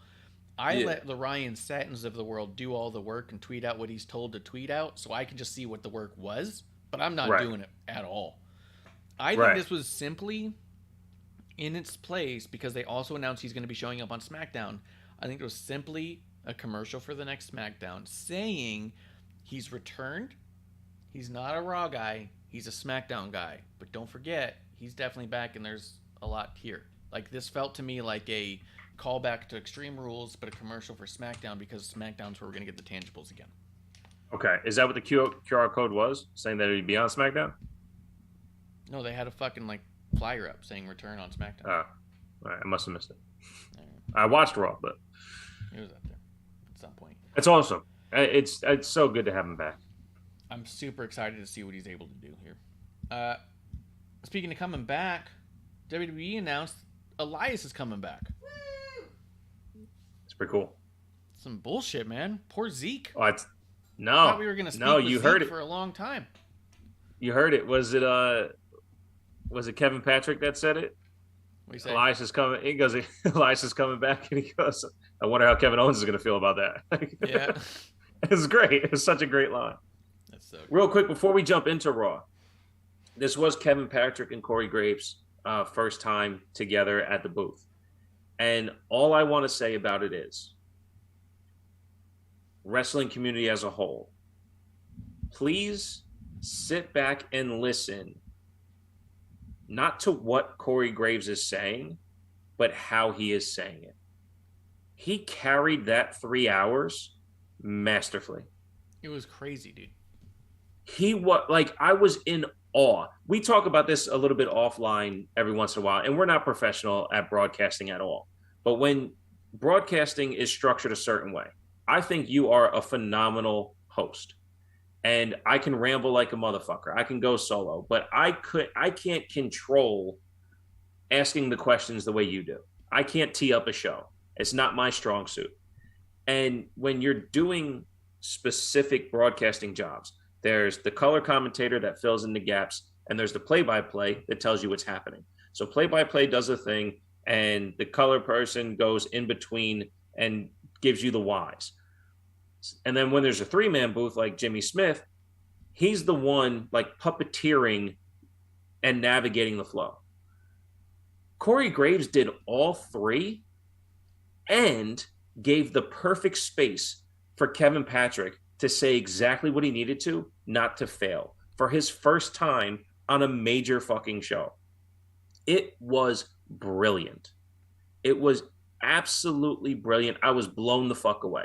I know a lot of people don't like Corey Graves' personality. I completely understand. I'm a huge fan of Corey Graves on commentary booth.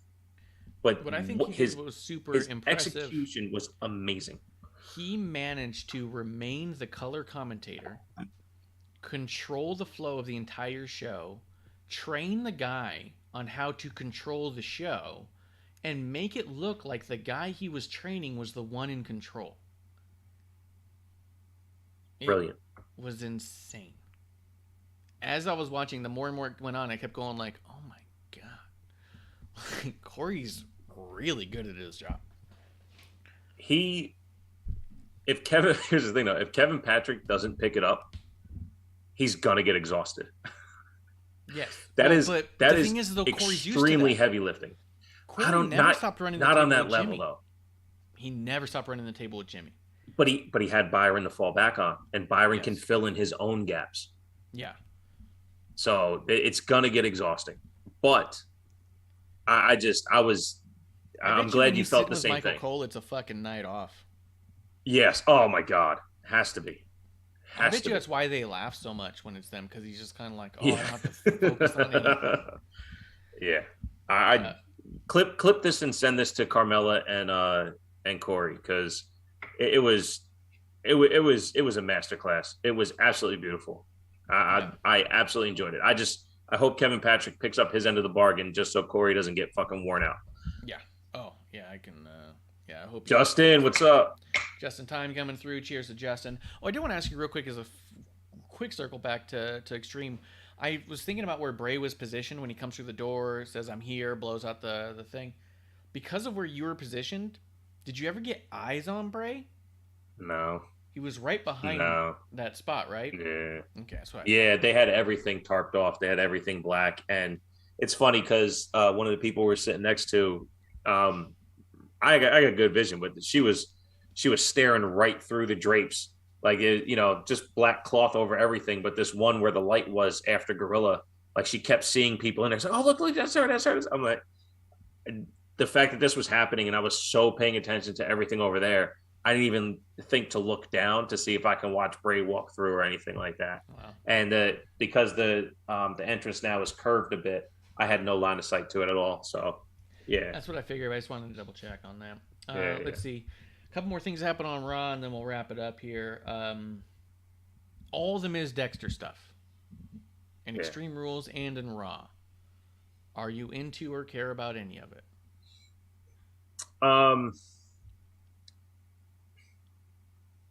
Care? I do care because I think at the end of it, and this is kind of me filling in the blanks of what I want, though. I think at the end of it, we do get something okay. The story's trash. And, DX having their, potty humor, if you will, from before, like it's great, but they're old and they missed their execution. But talking about the balls and the choking chickens and stuff like that, like it was fun. Like it was a fun trip down memory lane, right? Yeah. I did get a kick out of it where Sean's like, what are the odds of that? Yeah, that was funny. Yes. I did. Yeah, they got me pretty good. And I love the fact that Triple H had his his glasses down. Like, look, guys, I'm the old guy in the room now. I can't do this. He even had the headphone with the mic on it, and the mic was up by his nose. Yeah. So funny, dude. But I say that because they did they made the match for next week. Yes. DX did. So we talked about it last week on episode 1 that it's flat. It could be better. It's not really doing a service to anyone. But every time Dexter gets hands on the Miz, we get more of who Dexter is. I just don't get how the person committing crimes is the babyface. Oh. Breaking and entering, he's destroying property, he's choking out people in non-sanctioned matches. Like, yeah, he's, Justin says he loves the Miz and Dexter Lumis stuff, but would love a reason as to why it's happening. Also, to have Indy come up and be involved with it. What the fuck is wrong with this guy? That's why he's not on. Have you listened to his show? Like, he hates wrestling now. And he's like he should have never had a podcast because he loves the stuff he would have hated before, and he hates the stuff that he should fucking love. That's awesome. I bet he hated Bray Wyatt coming back. Oh, he probably hates it. He was like, oh, Bray's never been good. Dude, and then the whole cake thing with Maurice. She didn't get anywhere near the cake. She stumbled like a moron and missed the spot. She gets up, and the camera keeps trying to cut away. She's clearly grabbing the cake and trying to put it on herself so she looks like she fell in it. It was such a fucking mess from beginning to end, and none of it was enjoyable or funny. That to me, not only is Miz like a bathroom break, but he's kind of a check what's happening on other channels break. Like, I'll mute the TV and walk away or flip around and see if there's actually something that might be enjoyable to watch. There's nothing I find redeeming about anything the Miz or Dexter is doing right now. And I don't feel like we get any more information out of Dexter when he does something. It's the same stupid bullshit. But we know who he is already. I do really like Gritty. He's my favorite mascot of all time, second to San Diego Chicken. So I did enjoy that Gritty was walking around with a Gritty t-shirt he was trying to hand out. You should have asked me to pick it up for you. I'd have bought you one and sent it to you, but I thought the shirt was fucking stupid. It's so funny. He's got the chair. But no, Gritty makes me a hockey fan. To their point, or to your point, the only thing I did like about all that stuff is Dexter believingly submitting to the "Eat the Cake" chant. I thought that was cool. Oh, they were chanting "Eat the King" chant. Eat the cake, eat the cake. And so they all cheered. But he does it in his way. Yes. And he stays in character in doing that. So him being that guy, Yes. Again, I do think we're seeing who Dexter is as a character, but we know who he is because we watched his whole run in NXT, which was fucking awesome. So. But that's AEW shit. That is parody wrestling shit. It is do the funny thing that we know is fake. And that's was that planned though?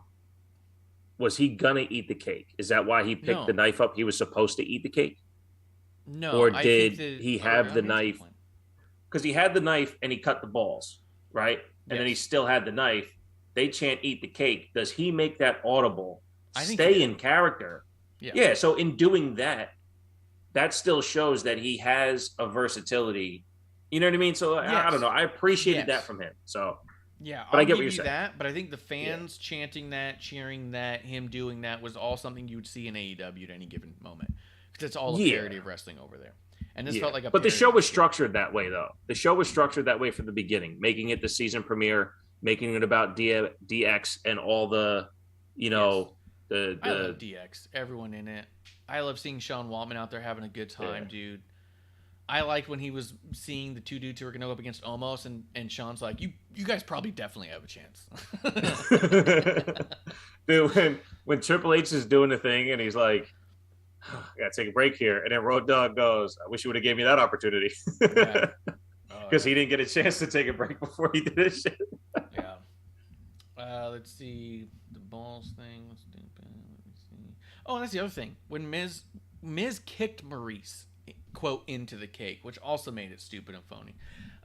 Blue Boy does say, even as a Miz fan, he's really dropped out of my favor. I'd rather just watch them on the reality show. They're funnier there. And I can see that. Justin says he should have used the hatchet he had during his wedding to cut the cake. Yeah, that would have been funny. Yeah, that would have been funny. You guys are all stupid. You guys suck. I'm going to tweet that. You guys suck. But you get a reaction. But we get a reaction. Blue Boy says, X-Pac looked great. Yeah, he looked awesome. And I'm just so happy for him whenever he gets a chance to do stuff. I really want him in Rumble this year. That's my big thing. I really want him in Rumble this year. I hope that's what he was doing while he was there, was saying, look, because I'm sure he calls them trips. Look, trips. I'm just kidding. No. He calls him Paul, and he says it 7 times in one sentence, like he does for everyone's first name. He probably says Mr. Helmsley. Actually, Hunter, right? I think he calls him Hunter all the time. He calls him Hunter a lot. Yeah.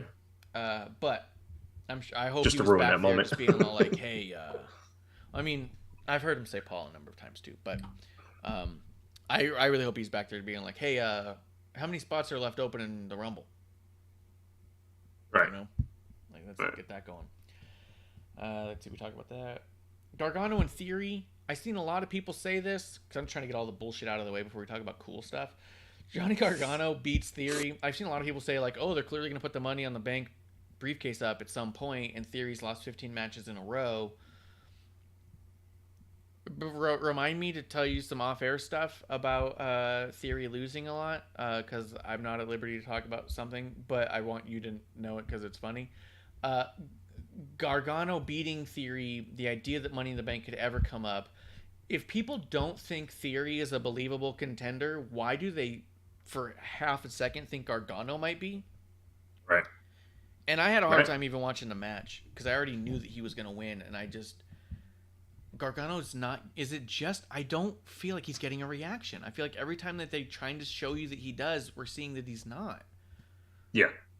Well, that's, again, when I said earlier about the Garganos allowed to be 100% themselves without authentic reaction, when Johnny comes out and he does this, he's looking for the 4 people that are chanting for him. No one else is. And I get it. You know, Candace has this Poison Pixie character, whatever, but get rid of the fucking wings. It's not... That's a personality trait that you need, or if you're gonna have the wings, like, show me why, not just I wear this to the ring. Like, it's not connecting. Neither one of them are connecting. So she if comes off as a super gimmicky character because of that, the Poison Pixie with wings, but there's no why, so it's just you might as well be Orange Cassidy. Exactly. So if Gargano is going to continue to come out with the same bravado as if he's that guy and is getting wins, cool. But what the fuck are we watching? Again, take it to Dexter. What's happening with him? We're seeing his personality of who he is. Has he wrestled yet? We're getting a build of who he is. Now we've seen his finishing move a lot, and we know what that does. So if The Miz can prevent himself from being in that move the entire match, we already have a fucking story. Yeah. We already have a story. All we have is Johnny Gargano super kicks a guy that he used to, make carry his bags in NXT. And he's jealous of it. Not jealous, but it kind of looks like he's jealous. Why would you come for Austin Theory? Oh, because he's in the spot that you should have. It actually comes off more heelish. But there's nothing about Johnny Gargano that would get the crowd to chant, "Eat the cake." Yeah. But Dexter got that. Mm-hmm. And he's doing less pandering to the crowd than Johnny is. I'm with you. And I'm not a Johnny guy, but like you said during the Gable match, Johnny can wrestle. Yeah. When he can wrestle. But a Johnny match is not a good match. It's a Johnny match. Yeah. So what do we have besides a bunch of Johnny matches? A guy who placates and is not getting a crowd response. Well, anyone else would get dropped down the card and not be beating the guy who holds Money in the Bank. Yeah. Yeah. Let's see. Seth Rollins defeats Bobby Lashley, but not before Brock Lesnar shows up and beats the absolute shit out of Bobby Lashley a bunch of times. Fucking chills. It was pretty dope. And I mean, fuck, I can't wait. We're going to get Brock versus Bobby, most likely in Saudi Arabia, and we're going to get the time for them to do what they need to. There's no belt on the line, so there's going to be no bullshit to the match. They're going to beat the piss out of each other. I am going to be incredibly happy about it. And I think that's, yeah. Here's the deal. I'm so fucking excited. Actually both really like being punched in the face. Yes. They both actually enjoy it. Which makes me think that without a title on the line, so without a ton of story or politicking to get in the way, we might get a pretty gross fight, and I am into that. Yeah. Some nice stiff elbows. Yeah. Yeah. And honestly, their one-on-one was pretty good before, but the fact that it was all circled around Roman and how the title, and we got kind of fucked out of it. Yep. That was the problem with it. And here's the thing, IWC. When I came on here last week for episode 1, I think it was, you asked me if I had a problem with Logan Paul and Roman Reigns. Of course I fucking don't. Of course I don't, because it's entertainment. Yeah. And it is a eyes everywhere thing, as we discussed, right? And I said it's the most typical Vince McMahon thing to do is placate your title around these eyeballs and piss off wrestling fans. Circled around, what else do we have this next week? Oh, we got Brock versus Bobby at some way, shape, or form. Yeah, let's fucking go. Oh, there's no build. Don't need a build. It's Brock and Bobby. They've been building this for 20 years. Yeah. And the last time we got it, we got fucked. Guess who's not getting fucked? Yeah. And then right before we move on, Seth Rollins comes out, wins the U.S. Championship. Seth Rollins, in a digital exclusive interview behind, said he tapped out because he knew he had a U.S. title match coming up. He was more damaged than he realized, but he's glad that he got the title, and he's obviously taking full credit of the whole thing. I thought Bobby actually looked super strong. He didn't go down right away. I think this is going to be really cool. I wonder what they're doing with Seth. I wanted to hear what you thought, because I thought it might be a way to get him involved. And then we're going to hit the chat in just a second. It might be a way to get him involved in the bloodline, because we clearly see that Seth and Roman is a story that they're trying to get to at some point. This could be a way for him to start enticing the rest of the bloodline to get them out of his way, having something like a Solo or a Sammy might want. I know Justin had some awful take about it. I don't remember what it was. But you said you had a different take about what potentially it could mean to have Seth with the U.S. title. I think I forgot it.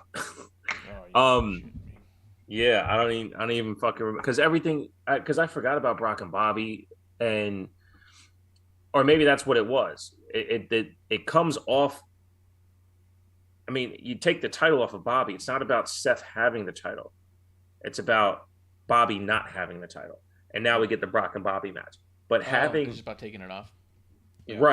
Right. And I don't think that pushes Seth anywhere except for in the Bobby spot. What has happened to the U.S. and Intercontinental titles? They've been the main tent poles of the show. Yeah. So who better to carry anyone on that roster than Seth Rollins? Is what he's been doing. He's been telling the best stories over the last year and a half. You know? Yeah. Everything Justin he did thought with it was Edge. to add to the Riddle feud. I said I thought it was No, to get they're involved done. in the Bloodline feud. Yeah. And you say that it's just to elevate Seth into a main event spot on Raw because there's no world titles on either show. Plus, get rid of the title off of Bobby for this Brock thing. Yeah, I think it's got nothing to do with the Bloodline at all. I don't see that. Yeah. I could see that. Greenberg does say that Gargano and Candice need more than their NXT history to help connect with their characters. 100%. He said 1000%. Lesnar and Lashley are going to have Sheamus Gunther vibes for sure. And before we talk about the, I was going to talk about this a little bit later, but I'm going to throw it in now because in the chat they asked about it. It looks like Zari31. Did I miss the part where China was mentioned on Raw? No, she's been mentioned before, especially when it comes to Triple H and DX being out there. And they definitely talked about her in the Hall of Fame and stuff. They put her in the Hall of Fame. No surprise that as soon as they get out there, X-Pac grabs the mic and shouts out China. They were obviously very close, romantically involved. Triple H was as well involved with her at one point, and they were very, very close. Obviously, she was a major part of who DX is in their history. To be honest, I mean, DX originated as Shawn Triple H with China. It was never a moment where she joined. She was always in the inception of. And when HBK left, China stayed. And so much of the stories that involved DX that we all like even Kane and X-Pac, had China involved in a lot of that stuff. So it's not a total shock, but it is a very nice moment. I do like it. Go ahead. Not revisionist history or even, second run of DX. China is a bigger part of DX than Triple H was, or I'm sorry, than HBK was. Yes. She was long-term and factor-wise. Yeah. She had a bigger impact on DX than HBK did. HBK gave the name value. He was the Hogan of that group because, honestly, DX made Triple H. It was a main reason why Triple H became a main star. And HBK stepping away, having China behind him, she was a major part of it. Major part of it. Yep. Yeah, I think that DX is what it is because of Triple H, China, X-Pac, and New Age Outlaws. I think that HBK was a part of the origination of it, which makes him incredibly important. But I feel like the parts that people think the most of and that people are attached to longest was that period of time between HBKs. And then when he came back and teamed with Triple H, it was more of a nostalgic run of DX, of the original stuff. So I don't think it gets off the ground. I don't think it gets off the ground without HBK. If Shawn Michaels isn't there to start it and give it its ability, it'd be really hard to get there with just Triple H and China. And it could have crumbled without him. Absolutely. Triple H could have easily said, hey, without Shawn, I'm not doing DX. We're doing our own thing. But I feel like when they leaned into it, adding the Outlaws, adding X-Pac, maintaining Triple H and China, incredibly important to, I think, all of their careers. So, and to your point earlier, the way you phrased it about them continuing to bring up China, it's really just been the last 4 or 5 years that there had really, since she passed, which sucks because she didn't get the chance to have the flowers, at least to her face, of the way they're apologizing now with adulation. I don't think Triple H or Stephanie has said anything about it was really fucked up how it all went down. I know X-Pac through his recovery and the way he talks about it, he's so apologetic for everything that they went through together. He was incredibly heartbroken along the way, but the adulation they're providing China in her passing is the proper respect that she should have received. I don't know how much, I'm not going to get into anything past that, but the way that she is respected now is her rightful place in wrestling lore. Yeah, for sure. And it's not going to go back. It's not going to turn back to, we're not going to mention her ever again. She's going to continue to be a major piece of wrestling history, which is rightfully so. Yeah, absolutely. Let's see. I mean, obviously all the Sammy stuff was amazing. It's just there's only so much time I can dedicate to constantly talking about how perfect Sami Zayn is as an everything. Grimmy says Mark Henry is a huge China Mark too. Absolutely. They were great friends. Yeah, he speaks highly of her. Yeah. But I do want to finish on this last thing because I said it last week on episode 1 with you that my thought was that I even think I said next week we could see it. That by Finn Balor consistently telling AJ he's got no friends, that nobody's got his back, that he needs the Judgment Day because he has no friends at all. That I was like, it sounds like he's going to get a couple of old Good Brothers by his side, and we'll probably see the return of the Good Brothers. Lo and behold, after you said you're going to be really disappointed when that doesn't happen, they do show up. There's a lot of stuff online, people going back and forth, making up stuff here and there. Suddenly the dirt sheet said, yeah, we think they might show up now. And I was like, that's cool, because you could have watched our show and we would have told you they're going to show up. Because if you watch the show and pay attention, they've been hinting at it for 3 weeks. Look, I like the Good Brothers. I've had drinks with the Good Brothers, and it was awesome. I don't love everything they've ever done. I was not a big fan of what they did in Impact. I think it's unfair to even mention them in AEW because they were so useless there and a non-factor in everything that happened over there. I think that in and of itself has got to be a major disappointment to them, given what they were telling me when we were having drinks the one night we did and what they expected out of going to AEW. They told me they were going, and they said that they're going to see a lot of things change, and they were really excited about going to AEW, and to see it fall apart and become just a side contract while they were in Impact, a thing that Kenny utilized to get Don Callis over and no one else. I'm sure that's massively disappointing to them. I know that they extended their contract last time strictly to be around AJ. So for me, I'm very excited about this, not because they're the greatest tag team in the history of all tag teams in the world, like some people are trying to pretend everyone's saying. I'm excited because they've been riddled with disappointment so much of their career. They're big Triple H guys. They love being around AJ. We might be on the cusp of what could be their favorite years in wrestling since the Bullet Club with Finn. And that's really exciting. That's really cool. Like, I'm happy for them to potentially fucking stop being so annoyed with it all over and over again. You know what I mean?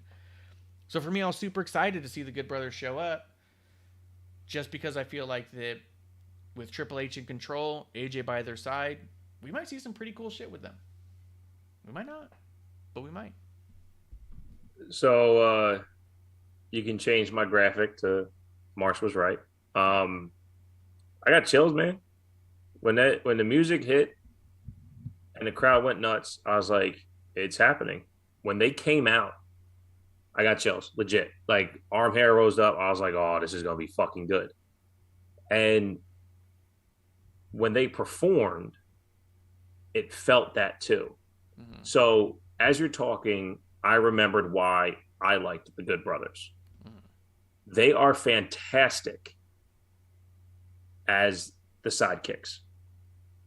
When they have to carry the whole show, when they have to carry the whole program, and they use way too much of their personality, it becomes hokey and jovial and we'll kick your ass, but look how funny we are. Yeah. When they do this sidekick thing, they are menacing. They are technicians. They're the fucking punch to Damian Priest, right? It was Dominic. Yeah. Right? Yeah, it was the punch to Dominic. How do you get over as a babyface? You punch Dominic in the fucking face. Yep. Like, it was amazing. And shouts to that kid who sucks, because he sold that punch like a motherfucker. Yep. So when this happened, I go, we're actually getting what was their name on the indies? The Good Brothers. It was before they came to WWE, they were the Good Brothers? Because they called themselves the Good Brothers in WWE after saying, oh, he's a good brother. It became like a joke. Yeah, but they were saying that beforehand. I know that it was Machine Gun Kelly, or not Machine Gun Kelly. It was Carl Anderson. So I think that's what they. Yeah. So they were the Gun Club. or whatever.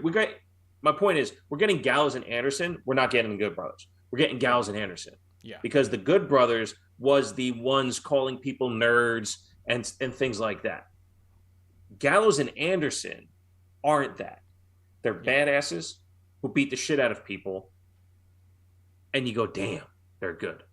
Not, what's this fucking promo now? Okay.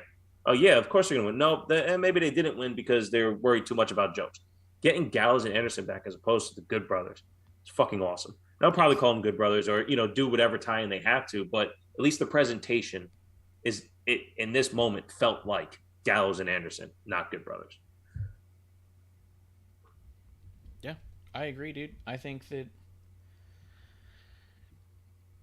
they're best that they ever were when they were teaming up specifically with AJ. When they were even when they were there as just like the club or whatever, and AJ and Finn weren't attached to them because they seemed to flip back and forth throughout their run in WWE.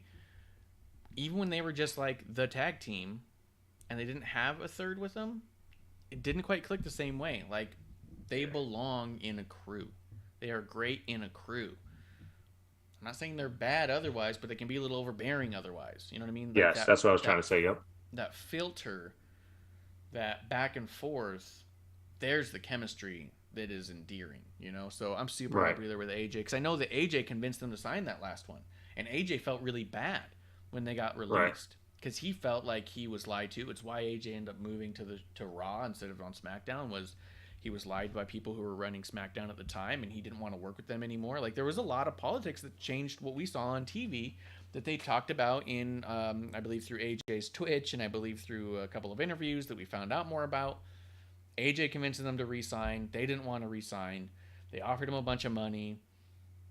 AEW becomes what it is, and WWE doesn't care anymore and says, all right, never mind. We don't need you guys. You're welcome to go there. Right. They're not doing anything that we're concerned about, right? AJ feels terrible, so the idea that they're all back, I will say this is the one thing that's a bummer to me. Only because I like them. There was something kind of cool about the lore, about the canon, that was the Good Brothers were murdered by The Undertaker. Because the last time we saw them was Undertaker throwing them off a building in the Boneyard match, and we never saw them again. Not even in the rest of the match. Right. So in canon, they were murdered by The Undertaker, and that was pretty fucking cool. You know what I mean? Yeah. No, absolutely. I've heard you say that before. It might have been on an episode 1. I'm with you, but no, I like this. I like that they're back. I do think, like I said about Bray and all the other stuff, like the opportunity to tell their story and have them be impactful, it's going to be there, and it's going to mean something. I've always enjoyed Carl Anderson as a wrestler. I thought he's fucking amazing. Gallows is always hit or miss, but when he is the hot tag big guy to kind of, shut down a tag match, it does work. My problem has always been when they bring too much of their outside personality. To your point, they got over big as AJ's sidekicks with that turn on Cena, and it really took off from there. We got to understand how forceful these guys are. So I'm ready. I'm glad they're back. It didn't spoil it. Your guest didn't spoil it for me, but it's probably because you were the only one to say it, and it wasn't, everyone guessing it for 10 weeks. Yeah. But as you said, if you watch, pay attention, and give a shit, it kind of is right there. And I can imagine being you and rooting for the Good Brothers. Like, all right, this is coming. Oh shit, they're fucking here. It'd be great. So, shouts to you. You got it. It was dope. That's my whole point on why I don't really follow almost any of the newsletters, as it were, because contracts or not or otherwise, if you're just paying at least a little bit of attention, you're getting enough hints to get excited anyways. And you can kind of call it and have fun with it without the stuff. That was the best part to me. I was online, but not on, I didn't know about dirt sheets and shit at the time when I was a kid watching Monday Night Wars. The fun part was guessing who was going to be when and where, and they said this, do you think this person's going to show up, and that. Not knowing the contract information was not a factor in our excitement. And I feel like that a lot of that's still the same, man. You don't need to know absolutely. All that stuff. The other thing you were right about last week was how Jey Uso was making himself leader and not left in charge, and they played that out perfectly on Raw. You did gloss over it because we can talk Bloodline for 4 hours, but I did like how they they did thread that through. I am curious how they're going to go on Friday with Sammy shutting down Jay to not get involved, but it was Jay's responsibility to make sure Sammy won the match. Yeah. Is this going to get into a Jay whining that Sammy stopped him from allowing him to get into the match? You know, like, so we'll see how that plays out. But it was a lot of Sammy moved up in the bloodline, Jay moved down. It was very interesting. Yes, and what you did miss on the SmackDown, which I think they kind of re-aired on the Monday, was that they talked about it. Yeah, Roman they call out Jay for bitching also. Yeah, and he said, "Sammy, it's your problem now." And I was like, "Well, that's gonna be a fucking interesting dynamic." I don't think they can dissolve it in 1 week. I think you got to keep playing it through. I loved that Roman took Solo with him. We're going to the city, and then he's like, "Come with me, bro," and he's all like, "No, Solo's rolling with me." Dude, they're all doing so fucking good. Yeah. And I loved that the New Day on SmackDown, you'll see it when you watch it back, they refer to Jay. They go, "Whatever happened to main event Jay?" You know what I mean? Like, it's some really cool shit they're doing here. A lot of mind games. It's incredibly compelling, everything they're doing. So, yeah, I just know that, like you said, we could talk Bloodline 4 hours, and maybe as a crescendo happens, we do a straight up only Bloodline episode, you know. But I'm game. Tomorrow night is going to be a little bit weird. Is there anything else that you need to talk about here? No. What's going on tomorrow night? I don't know. Looking at the NXT card, I had, fortunately, no interest in it. Looking at the Dynamite card for tonight, I have no interest in it. So I guess Amanda, if she wants to do a watch along or something, because I kind of don't want to take my time to watch either of those shows. But if she decides she wants to watch them, we'll review them. Otherwise, maybe we'll do a watch along. I don't know what tomorrow's going to look like, but neither of those shows look like of any interest, unfortunately, at this time. So, all right, well, shit. If you're doing a watch along, maybe I'll jump in the chat. Yeah, there you go. You want to tell people where they can find you?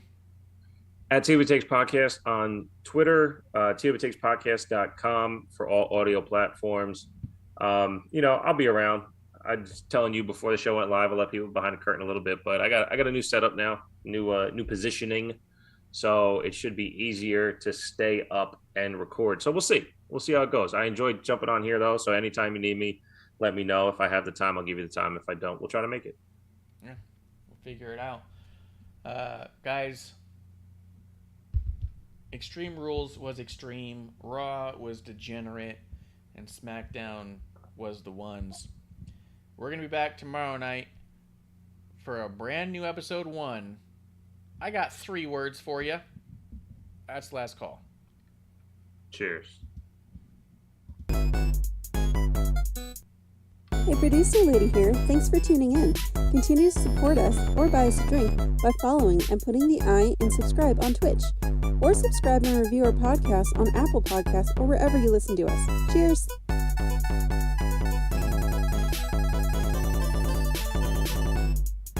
I would never have a drink with wrestling on the rocks.